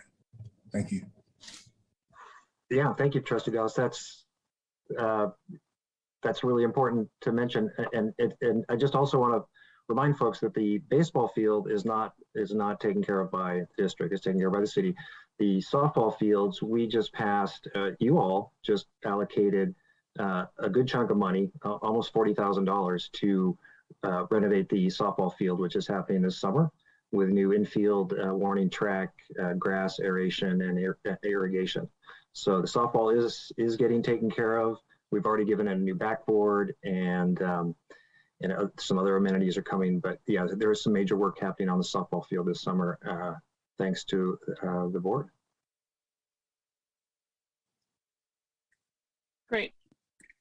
With that, can I get a motion to approve this item? I move to approve the staff facilities funding grant plan prepared and presented by Mr. Scott Jaffe.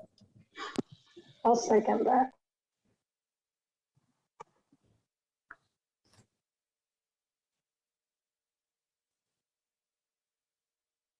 Vice President Duran? Yes. President Hinckley? Yes. Trustee Boyd? Yes. Trustee Davidson? Yes. And Trustee Doss? Yes.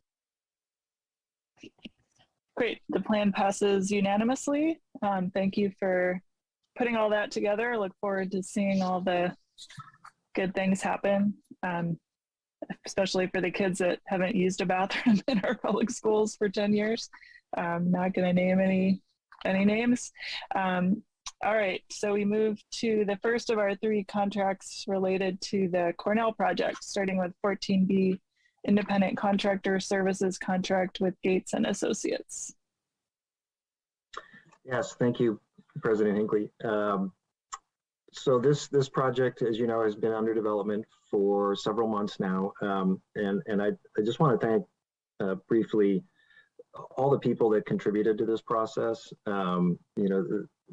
It's been a pretty aggressive timeline since I started in January. In February, Dr. Wells shared his vision with me of the kids coming back to school next year with a new playground, and I'm really happy to say that I feel strongly that we are going to be able to do that now,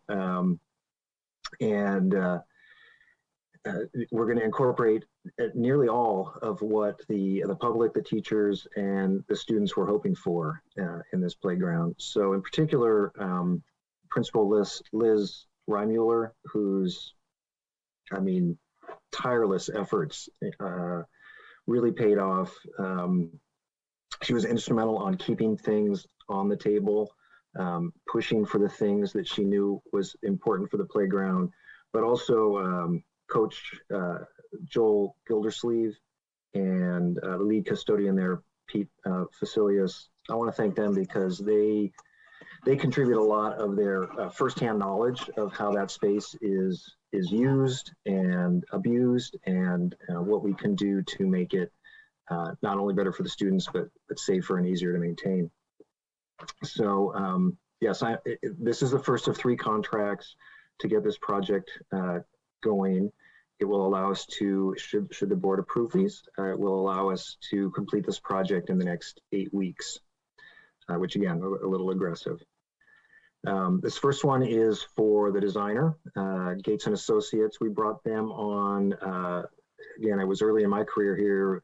Juan Barosa, who's helped the district quite a bit, recommended Gates and Associates because they did the Marin Playground design. And so we went through the process with her, with the designer Casey Case on a T&M originally, but now we have a contract here to complete the revision process and get this final set of drawings to construction and through construction. Julie, if I can share my screen, I will show the plan as it is today. And Liz has joined us. Thank you. Okay. Hello.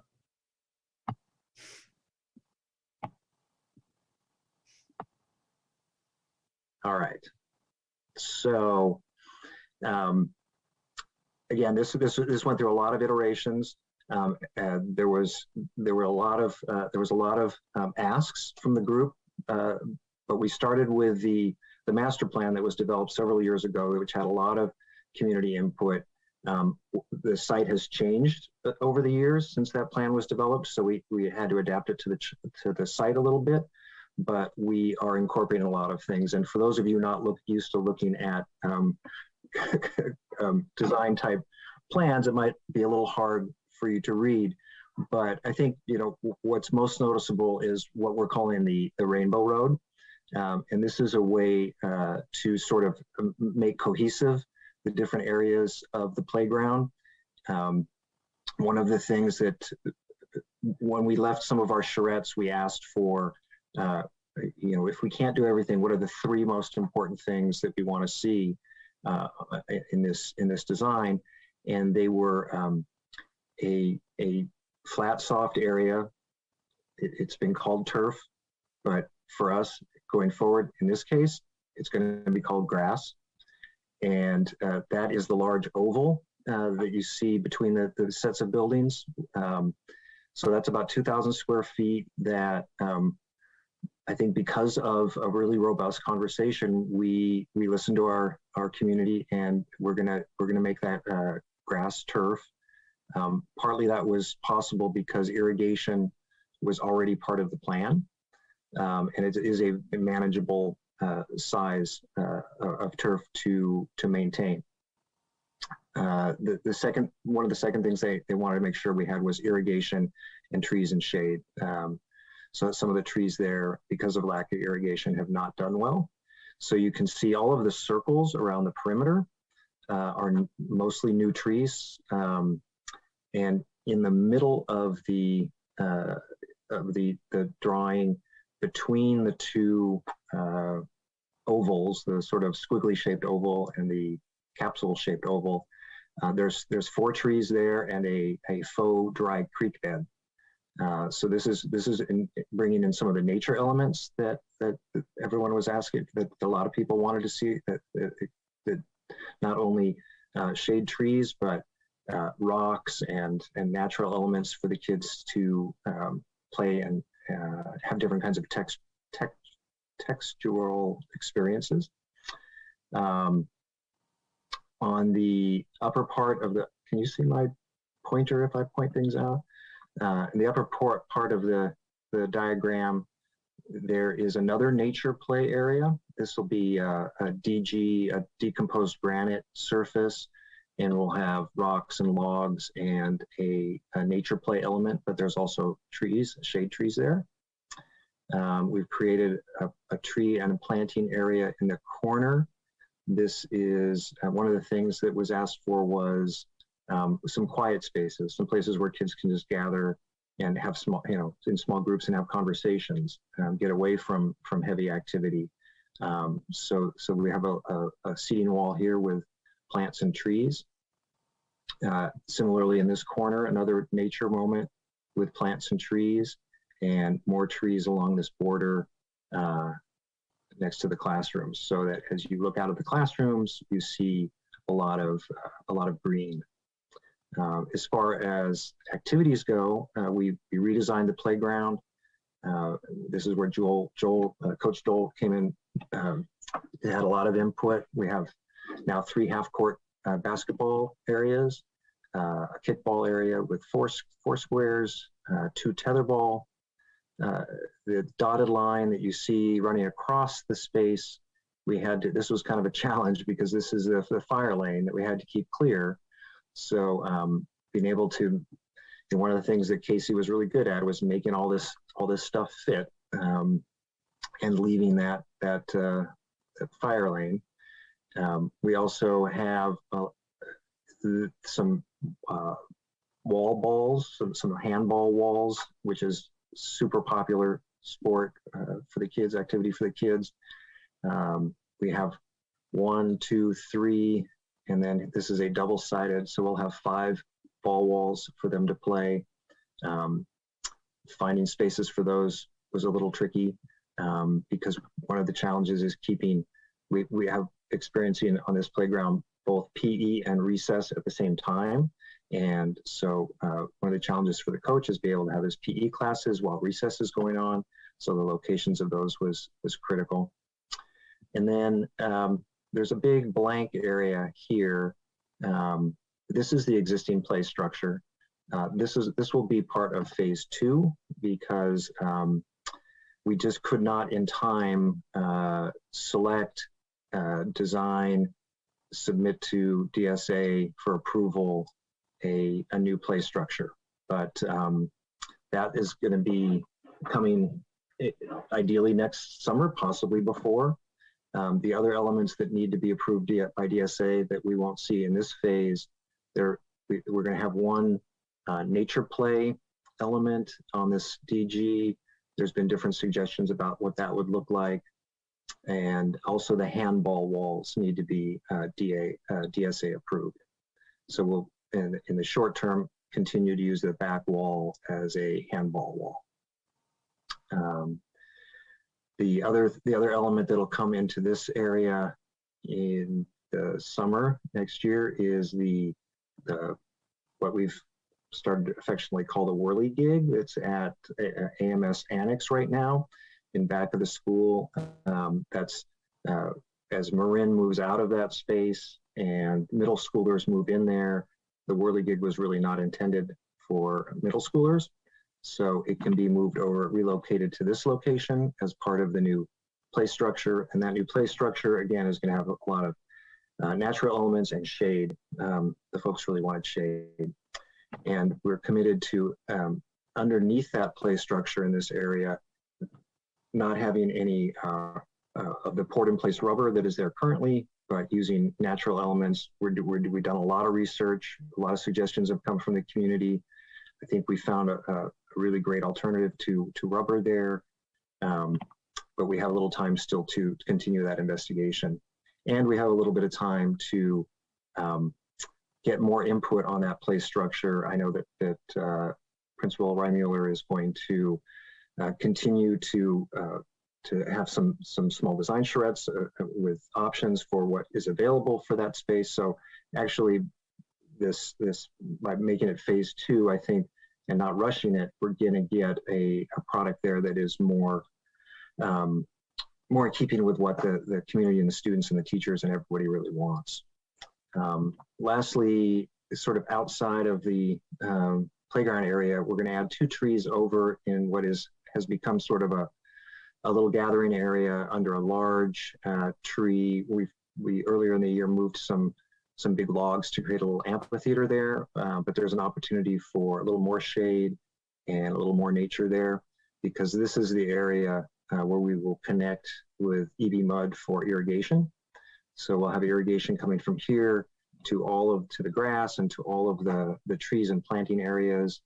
And that'll be a smart timer so that all of this, can be maintained and stay green. Liz, do you have anything to add? I feel like I just rattled on for quite a while there. No, thank you so much. There's so much to talk about. So thank you. I really appreciate the detailed overview that you gave. It's really exciting. And I just have to start by, everybody who contributed to this project has been amazing, and lots of wonderful ideas and lots of PTA input and teacher input. But I have to thank you, Scott, so much for just really taking this and helping this actually hopefully come to fruition. It's very, very exciting. We're looking to this yard being closed down over the summer and this all actually happening. I did want to say that the area over there where you just mentioned the 2 trees, we do call that the big tree area, and that is become a really exciting area as well. So when we get some more irrigation there and some more trees along the edge, it will be just as much of a wonderful nature area as we have in the others. And I am so thankful that we're number one, that we have the budget that we do, the 1.1 million, because we were trying to make some big changes with first 300,000, then 500, which was a great step up, and then to now be able to work with 1.1 million and get all of these wonderful elements has been just really incredible. And I want to thank everybody at the district and the state and whoever made all that happen. It's pretty amazing. So thanks. And let's see it. Just excited to see it get going. And I think it's going to be visually very beautiful and a lot of fun, and also really meet the needs of the physical education needs. And I mean that in a broad term, not just PE classes, but physical education while kids are playing on during recess and lunch and all of those things. I'm excited about it, and I can answer any questions if anybody has any. Great, thank you. Sorry, my kid is making me laugh. Too many things happening in the same space. So this is just an expansion of their design services. People may have other questions as we move to the other elements of the plan for the next items. But for now, I'm going to go to our one public comment and then bring it back and see if people are ready to move on this item, and then we can keep you here for the other ones.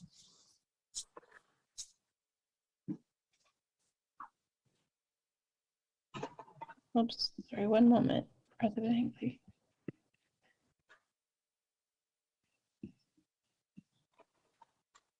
There we go. Great, thank you. Starting with Jeremiah. Good evening, board.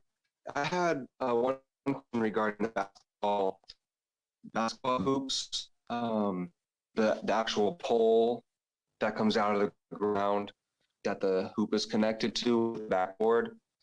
I was kind of envisioning a lot of kids running around in the playground.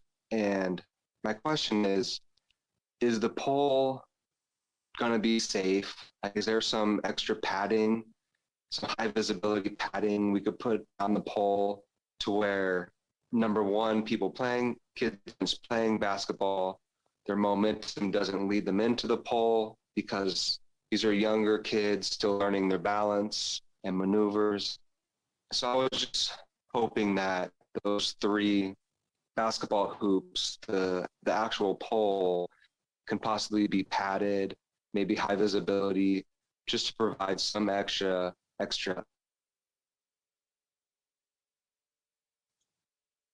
Great, thank you. I don't know if someone wants to answer that one before we move to the last comment. I think it's a good idea. We have basketball in the yard now. I'm not sure if it's currently padded, but we can certainly look into that. Great, thank you. And next we have Stephanie. Hi, can you hear me? Yep. Yeah, okay. So thank you for the opportunity to speak. I'd really like to thank the school district and Mr. Jaffe and board members who supported Cornell's new schoolyard design and took into account stakeholders' input, including parents. Thank you for adding much more natural elements like the natural grass area, planted areas, the shade structure, the irrigation system. The kids in the community will definitely greatly benefit from this increased access to nature.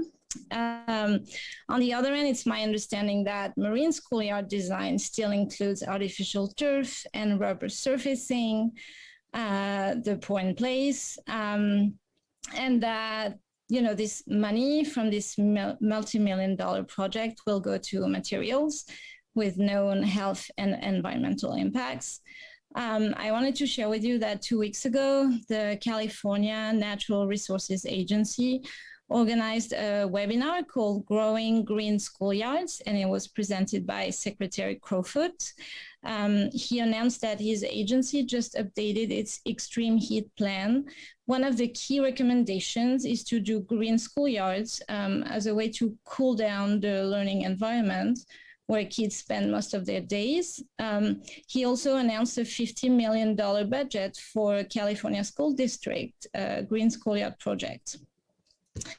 So asphalt, rubber surfacing, plastic turf, they make our schools way hotter and increase significantly the risk of heat-related illnesses, among other issues.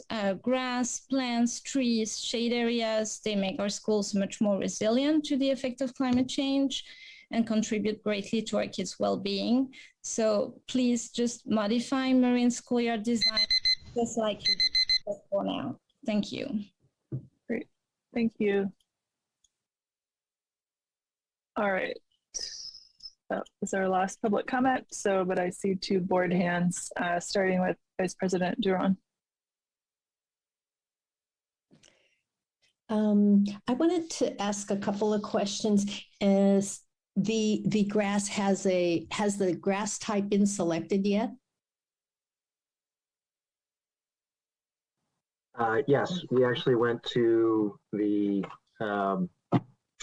turf expert recommended by the last caller, I believe, and it's a 1090 bluegrass mix that is designed to stand up to the kind of use, fairly rigorous use. So that's what was recommended by the turf expert. Okay, and my other question was specifically with this contract services for gates. They had assumptions, and one of their assumptions, number 6, had to do with engineering services. Could you speak specifically to that and what that means? So engineering services would be if for instance, the play structure part of the reason it takes a little while to get that approved is that it needs to be engineered. So they do not do that kind of services. So is it in the contract? Is it in another contract to do those services? As we select those elements, yeah, we will have to contract to have that done. The structural engineer would do that work. Thank you. Trustee Boyd.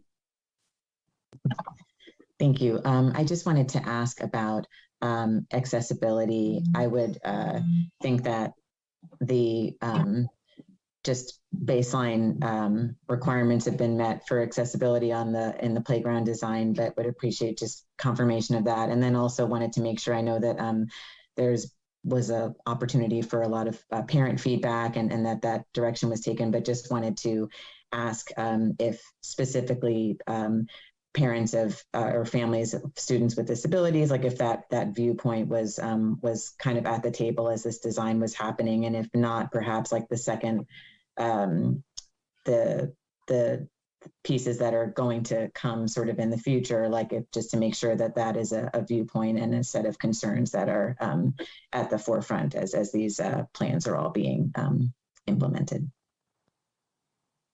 Yeah, absolutely. That's something that's really important to me that I never lose sight of. So all of the surfaces, all of the surface changes meet ADA requirements and are accessible. I don't know, maybe Liz can talk to her own students or her parents, or the parents of those students that might have had input, but we do, I make sure that we keep an eye on that as we do the designs. Absolutely. And you're right, it really comes into play with those elements that are still to come. Yeah, I would agree with what Scott's response to that was, and also in addition to the decisions that we have to make, that we get to make moving forward with the structure, we will certainly, I think it's not only is it a requirement, but of course it's in our heart that we want to make sure that we're doing that as well. And it's our responsibility to all of our students. I will say in the last phases of planning, we were very specific in including our STC teacher and our occupational therapists so that they were reviewing and giving input about what works best for students of different abilities. And, you know, we're always kind of updating. We just had to update actually our current structure for visual. I don't know if you've been out to Cornell, but we had to put some yellow lines around the platforms and the edges of all the stairs. And that was for students who need to have a stronger visual depth perception guide. And so it is very important, and thank you for bringing it up. Thank you. Any other questions or a motion on this contract? All right, I move that we approve the contract with Gates. I don't have the rest of it in front of me.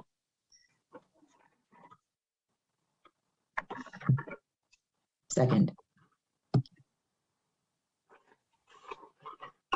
President Hinckley? Yes. Trustee Boyd? Yes. Trustee Davidson?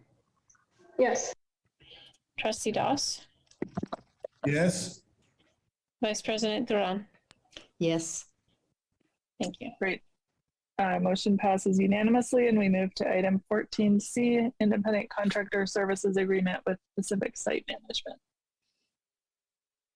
Thank you again, President Hinckley. This item is so that we can continue down this path and get this work done. We did talk to several landscape contractors to do this project. We took bids and used the KUPCA protocols to arrive at Pacific sites. They had the low bid, and they are they have a great reputation in the Albany and Berkeley area. they will, their scope of work, we've decided to get this done in the 8 weeks we have, to limit it to 2 contractors, because there's a lot of coordination between the different elements and the timing that happens in the different elements. And by keeping it to just 2 contractors, we can make that a little bit simpler. We can simplify that process. So this contractor will be doing the landscaping portion, or the softscape. They will do all of the irrigation, drainage. They will do the DG work in the areas of the faux creek bed, where we have some large rocks. And I know this question is going to come up. The smaller rocks are mortared in place. It's not a lot of loose rocks that kids can throw around. And then also the DG over in the nature play area, and the concrete work at the edging of the planter areas, the 18-inch high seating wall. So, and then of course, all of the trees and plantings. So we have about 20 new trees that are coming onto the site. Those are going to be 24 by 24 box trees that will already be of pretty good size. Some of those might already be 8 or 10 or taller, feet tall. And then all of the under plantings underneath those trees in the planting beds. So basically all the landscape work, and they have to coordinate with the other contractor that is doing the hardscape, which is the next contract that we'll talk about just as soon as you approve this one. Great, thank you. Any questions, Ward? Oh, I'm sorry. I wanted to add that on top of, I am asking for a contingency on top of the bid price for this, just because there could be unforeseen circumstances. If we don't find any, we don't spend that money. But when you dig up asphalt and you are dealing with soils, sometimes there are unforeseens.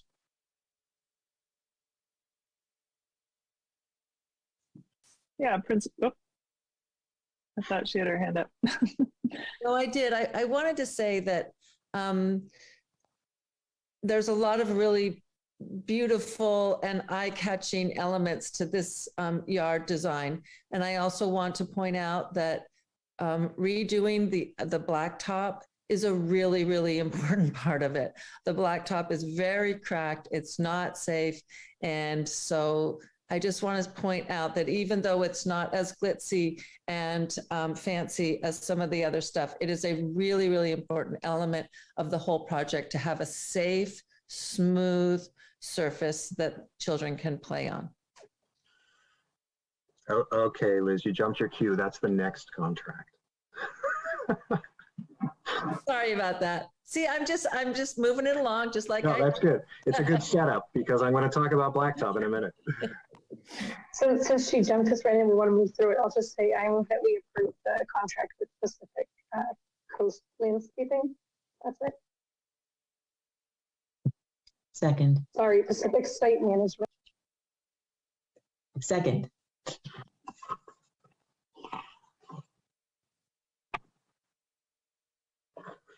Trustee Boyd? Yes. Trustee Davidson? Yes. Trustee Doss? Yes. Vice President Duran? Yes. President Hinckley? Yes. The motion passes unanimously, and then we move to item 14D, Independent Contractor Services Contract with Kaya Services. Thank you, President Hinckley. On this item, we are rounding off that work that needs to be done with the hardscape contractor. This is a slightly larger amount, but we again are using all of the CMAS, following all the CMAS regulations in terms of how we went to bid for this. We did decide to go with Kaya. The name might sound familiar because it's the company we're using for the field, but that actually is advantageous to us because they can piggyback their crews and make this happen under the timeline that we're looking for, and also save us some money. their part of the project is the hardscape. As Liz alluded to, that blacktop, or made quite clear, that blacktop is in very poor repair. There is what we call bird bathing, areas that puddle water. There are a lot of cracks that we've repaired over and over again through the years. By the big tree, there's roots that are coming up, pushing that blacktop up as much as 6 inches. Serious trip hazards that we've had to paint safety stripes on just to avoid some trip and falls. So as part of this, we won't tear up the blacktop and put down all new blacktop, but they will do all of the blacktop cutting. There's demolition of the blacktop in order to make space for the different nature elements and for the turf, the ring-shaped turf. And they will then resurface the existing blacktop, the entire space, grinding it down about 1 inch, maybe 2 inches in some places, and then resurfacing the entire thing. So it will look essentially like all new blacktop. It won't be removed and replaced, but it's a scratch and resurface. So they will be doing that, as well as all of the athletic equipment. This is something they do at schools and sports centers throughout the state. The basketball, the volleyball, all the striping, the rainbow striping, all the striping for the athletics. And so they will work. This is why working in conjunction with the landscaper, it's a stepped process. You got to cut the holes in the concrete and the asphalt, put in the irrigation, then come back and fix the asphalt, then come back and do the lawn and the soil and the plantings. So having them work together on this is part of what's going to make it a win. So I'm looking for approval on this contract with Kaya Services. Thank you. Trustee Davidson. Okay, I have to raise it out here. This is $375,000 for asphalt, which the EAP just raised. Like one of those things we're supposed to look at. And I don't want to put this into the turf discussion. I want this to happen more than anything ever, but I did raise it in our early charrettes. It's a lot of asphalt still. Asphalt is like the worst thing that we can keep. So if this is just like a resurfacing, maybe we can really keep in the back of our minds that this is our temporary solution on this space for kids, and we're working towards something else. I just feel like we're moving in a direction, and we know that asphalt's not the best. I will vote for this still because I want this to happen, but I really just had to raise it, that we're just really aware of that fact. Thank you, Trustee Davidson. I was anticipating that from you in particular. And I know it's no consolation, but I did figure out that we are in this process, in this project, we're going to remove 22% of the existing asphalt. We're going to, it'll be almost a fourth less asphalt than it is currently there. And really it's a safety issue that we really need to address. Yes, it's not everything, but it's something. Vice President Duran. Okay, I'm going to use my platform as well to talk about this because we really, in the 21st century, should be moving towards the greening of our schools, specifically this green schoolyard, as was mentioned. If you include the asphalt at 375,000 plus, and then the application of the asphalt at 23,000 plus, 72% of this contract is going for asphalt. And asphalt is a major source of pollution. If there are fumes from asphalt, it's a petroleum product. It contains toxic elements such as formaldehyde, carbon monoxide, sulfur dioxide, and hydrogen sulfide. Health effects from exposure include headache, skin rash, sensitization, fatigue, throat and eye irritation, cough, and skin cancer. Having said all that, we are going to move ahead, right? And I would hope that that we have a serious conversation about Marin before we do the same thing at Marin. Once again, unfortunately, the board is put in the position of having to make a decision at the very last minute regarding this. And it's really doesn't speak well to planning. And I'm not blaming you, Mr. Jaffe, or the principal. What I'm saying is that in general, we need to do better at our planning here in the district, and especially when it comes to projects such as this that involve not only a larger sum of money, but that involve the health of our kids and the planet Earth. So once again, it's a shame that we are going to do this way, but it doesn't seem that we have an alternative at this time. If somebody does know of one, please jump up and let us know. The only mention that I will say about alternatives was concrete considered? My understanding from my reading is that that asphalt doesn't last as long. It's not as durable as concrete. Asphalt requires more maintenance. The seal coating should be performed every 3 years.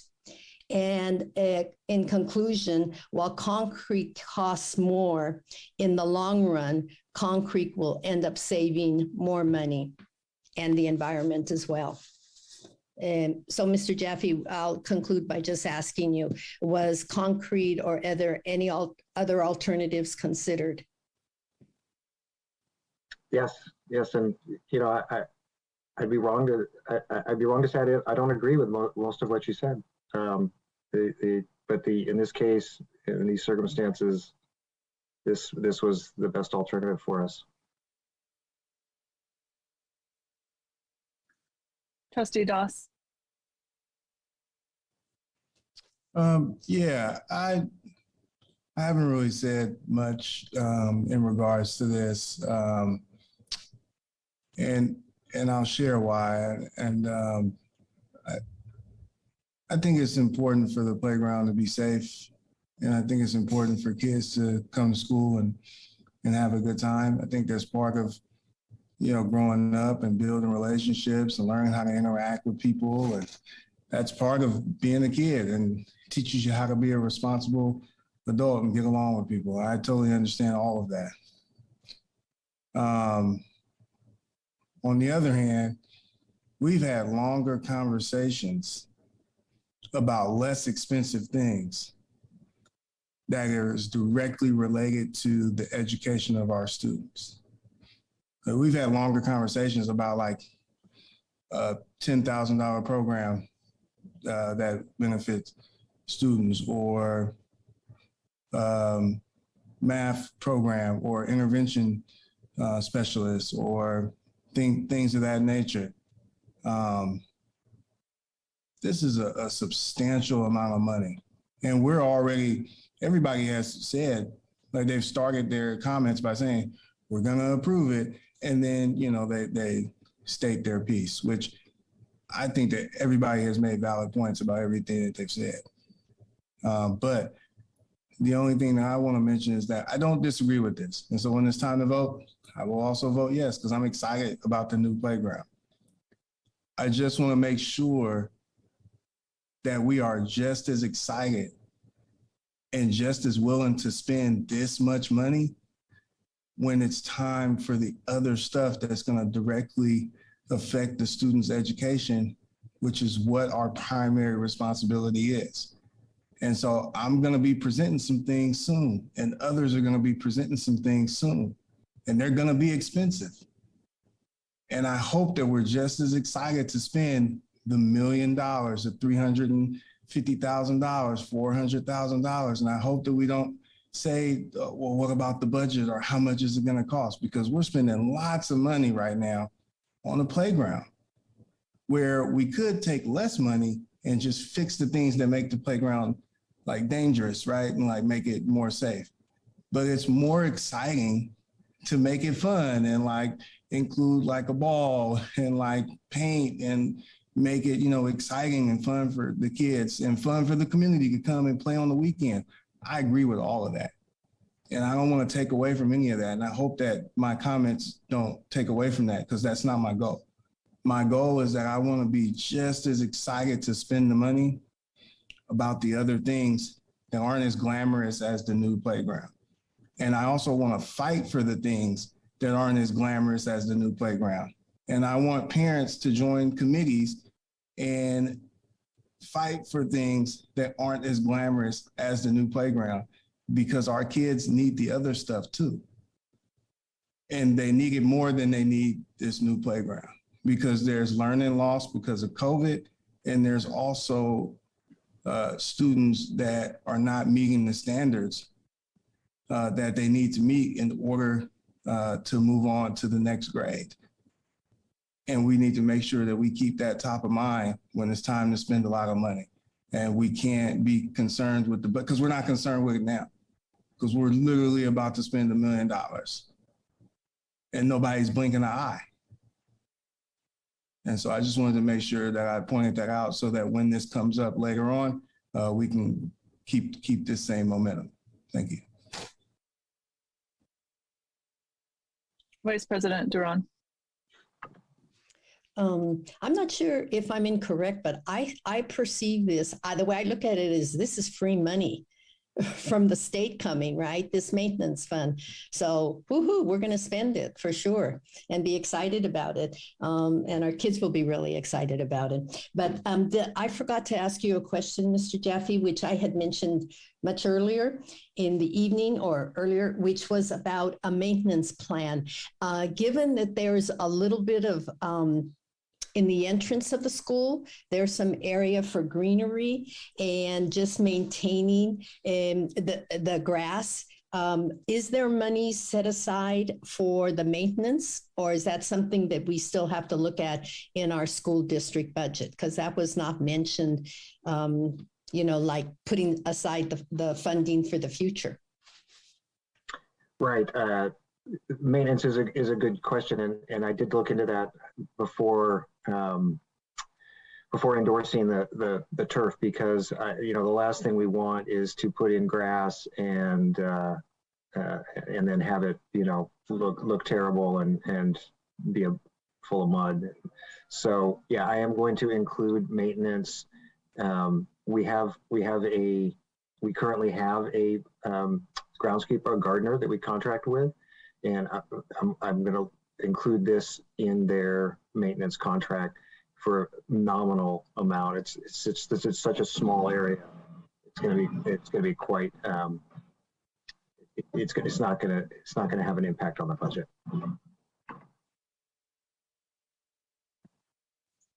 Let me just say, I'm committed to keeping this grass green. Well, we're all going to come over there with our remnant shower water. All right, we have one public comment, if I could get the timer.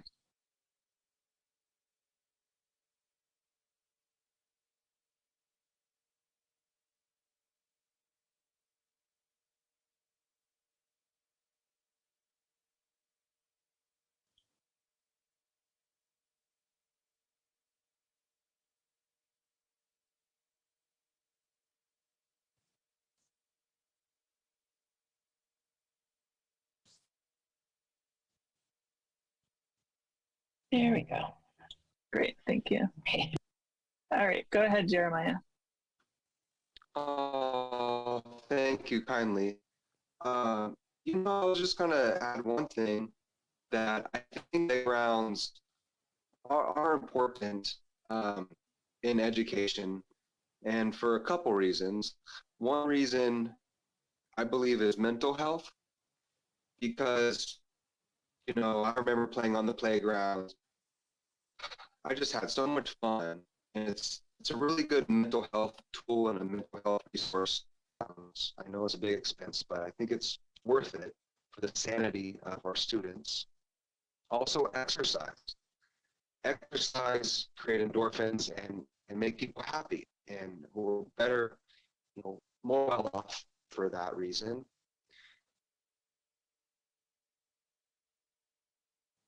I think, oh, you dropped off.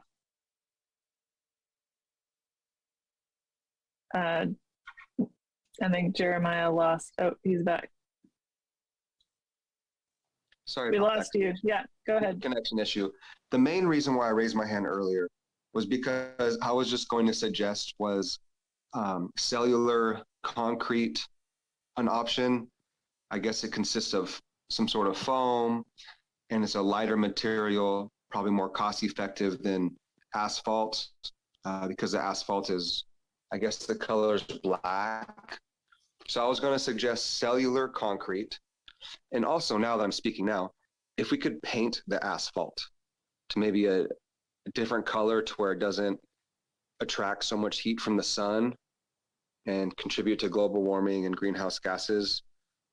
So those are my things I wanted to share with you, possibly cellular concrete, and if we do the asphalt, maybe paint it a certain color that doesn't emit so much heat.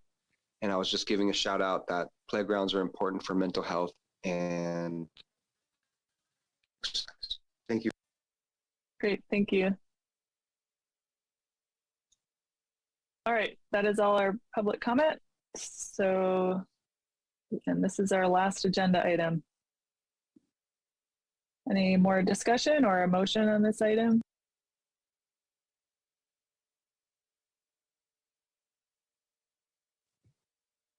I have one more comment. I just want to say that I really appreciate how I mentioned how thorough Director Jaffe is. He's also incredibly creative. He thinks outside the box. The idea of the whirligig coming from AMS over to Cornell, that was his idea. And that added a whole element of spinning and movement that we were hoping to get in.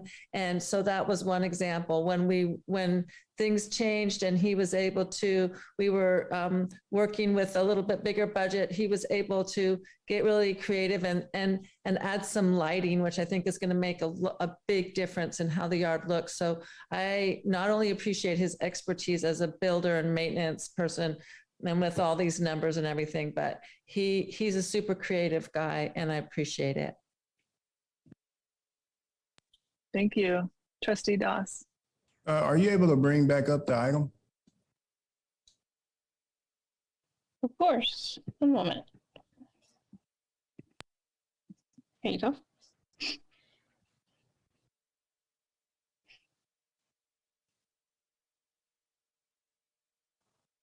I don't think that's it.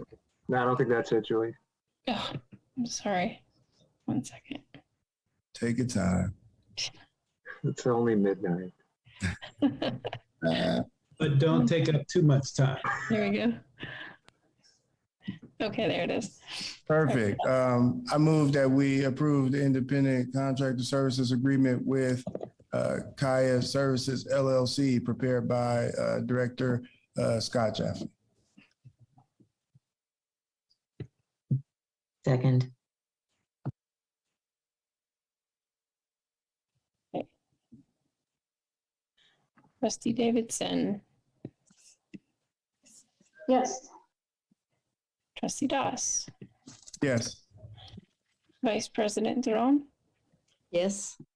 President Hinckley. Yes. Trustee Boyd. Yes. The motion passes unanimously. Yay, that's the end of our action items for tonight. Upcoming agenda items, we have one more meeting left this school year, June 28th. We will see the LCAP and the budget come back to us for approval, along with a report from the Student Achievement Committee and the Student Advocacy Committee and something else. Are there any other upcoming agenda items you would like to add or put in the mix for next year? Yeah, Trustee Doss. Oh, no, my hand was just still up from before, sorry. Vice President Duran. I have a list. First, I would like to see a Marin playground come to the board before things are cannot be resolved in a manner that's environmentally friendly to everyone. Let's see, and maybe, yeah. Second is a report from IT regarding, or from CBO Kim regarding the technologies, the audiovisual technologies that we would need for our school district to be independent in terms of meetings. Third, which was brought up by the budget committee, fiscal stability, that we need to put that on an agenda item maybe for the fall for the board to start discussing. Another one is I'm not sure if this can be resolved outside of a meeting, is IDT, something regarding the parents, inter-district transfer families, because I understood from some families that they needed to fill out forms again this spring or this past year. And in fact, I went back and looked at our policies, and those parents that are already in it's do not have to fill out the forms again. So I don't quite know what happened. And in addition to that, I think given also the budget committee comment about having that robust enrollment, et cetera, I think we need to definitely acknowledge our IDT parents in the form of some letter to let them know that they are part of the community, that we count on, however you say it diplomatically, and, and that we welcome them here, and that they are an important part of the community. Because what I also understood from one parent in particular is that the IDT parents are afraid to make any critical comments in the school district because they're afraid that they're going to be sent back to their districts. Those kinds of things where they feel they cannot participate as they fully would want to because they feel they are under some restraints. And so I think we need to go full steam ahead and really show those parents that once there's part of our community, there's no going back, and that we really recognize them. So once again, however that happens, if it's a letter that goes out to them from the board president and the superintendent or whatever, if not an agenda item to come back to the board.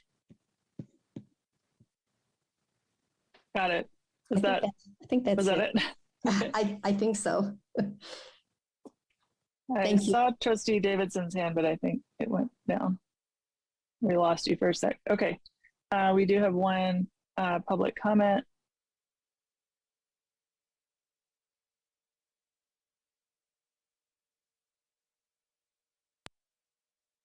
Great, thank you. Go ahead, Jeremiah. Yeah, my future agenda item is maybe the next school year, whenever the City of Albany Transportation Commission finally puts school zones on the agenda. I just want to give a shout out and just a heads up to keep school zones or school safety zones, on the radar for a possible future agenda item when it comes up. Thank you. Thank you. All right, seeing no other board hands, we are adjourned. We were so close to being exactly on time, but 3 minutes late is better than I dared hope for. So good night, everybody. We'll see you at our next regular board meeting, June 28th.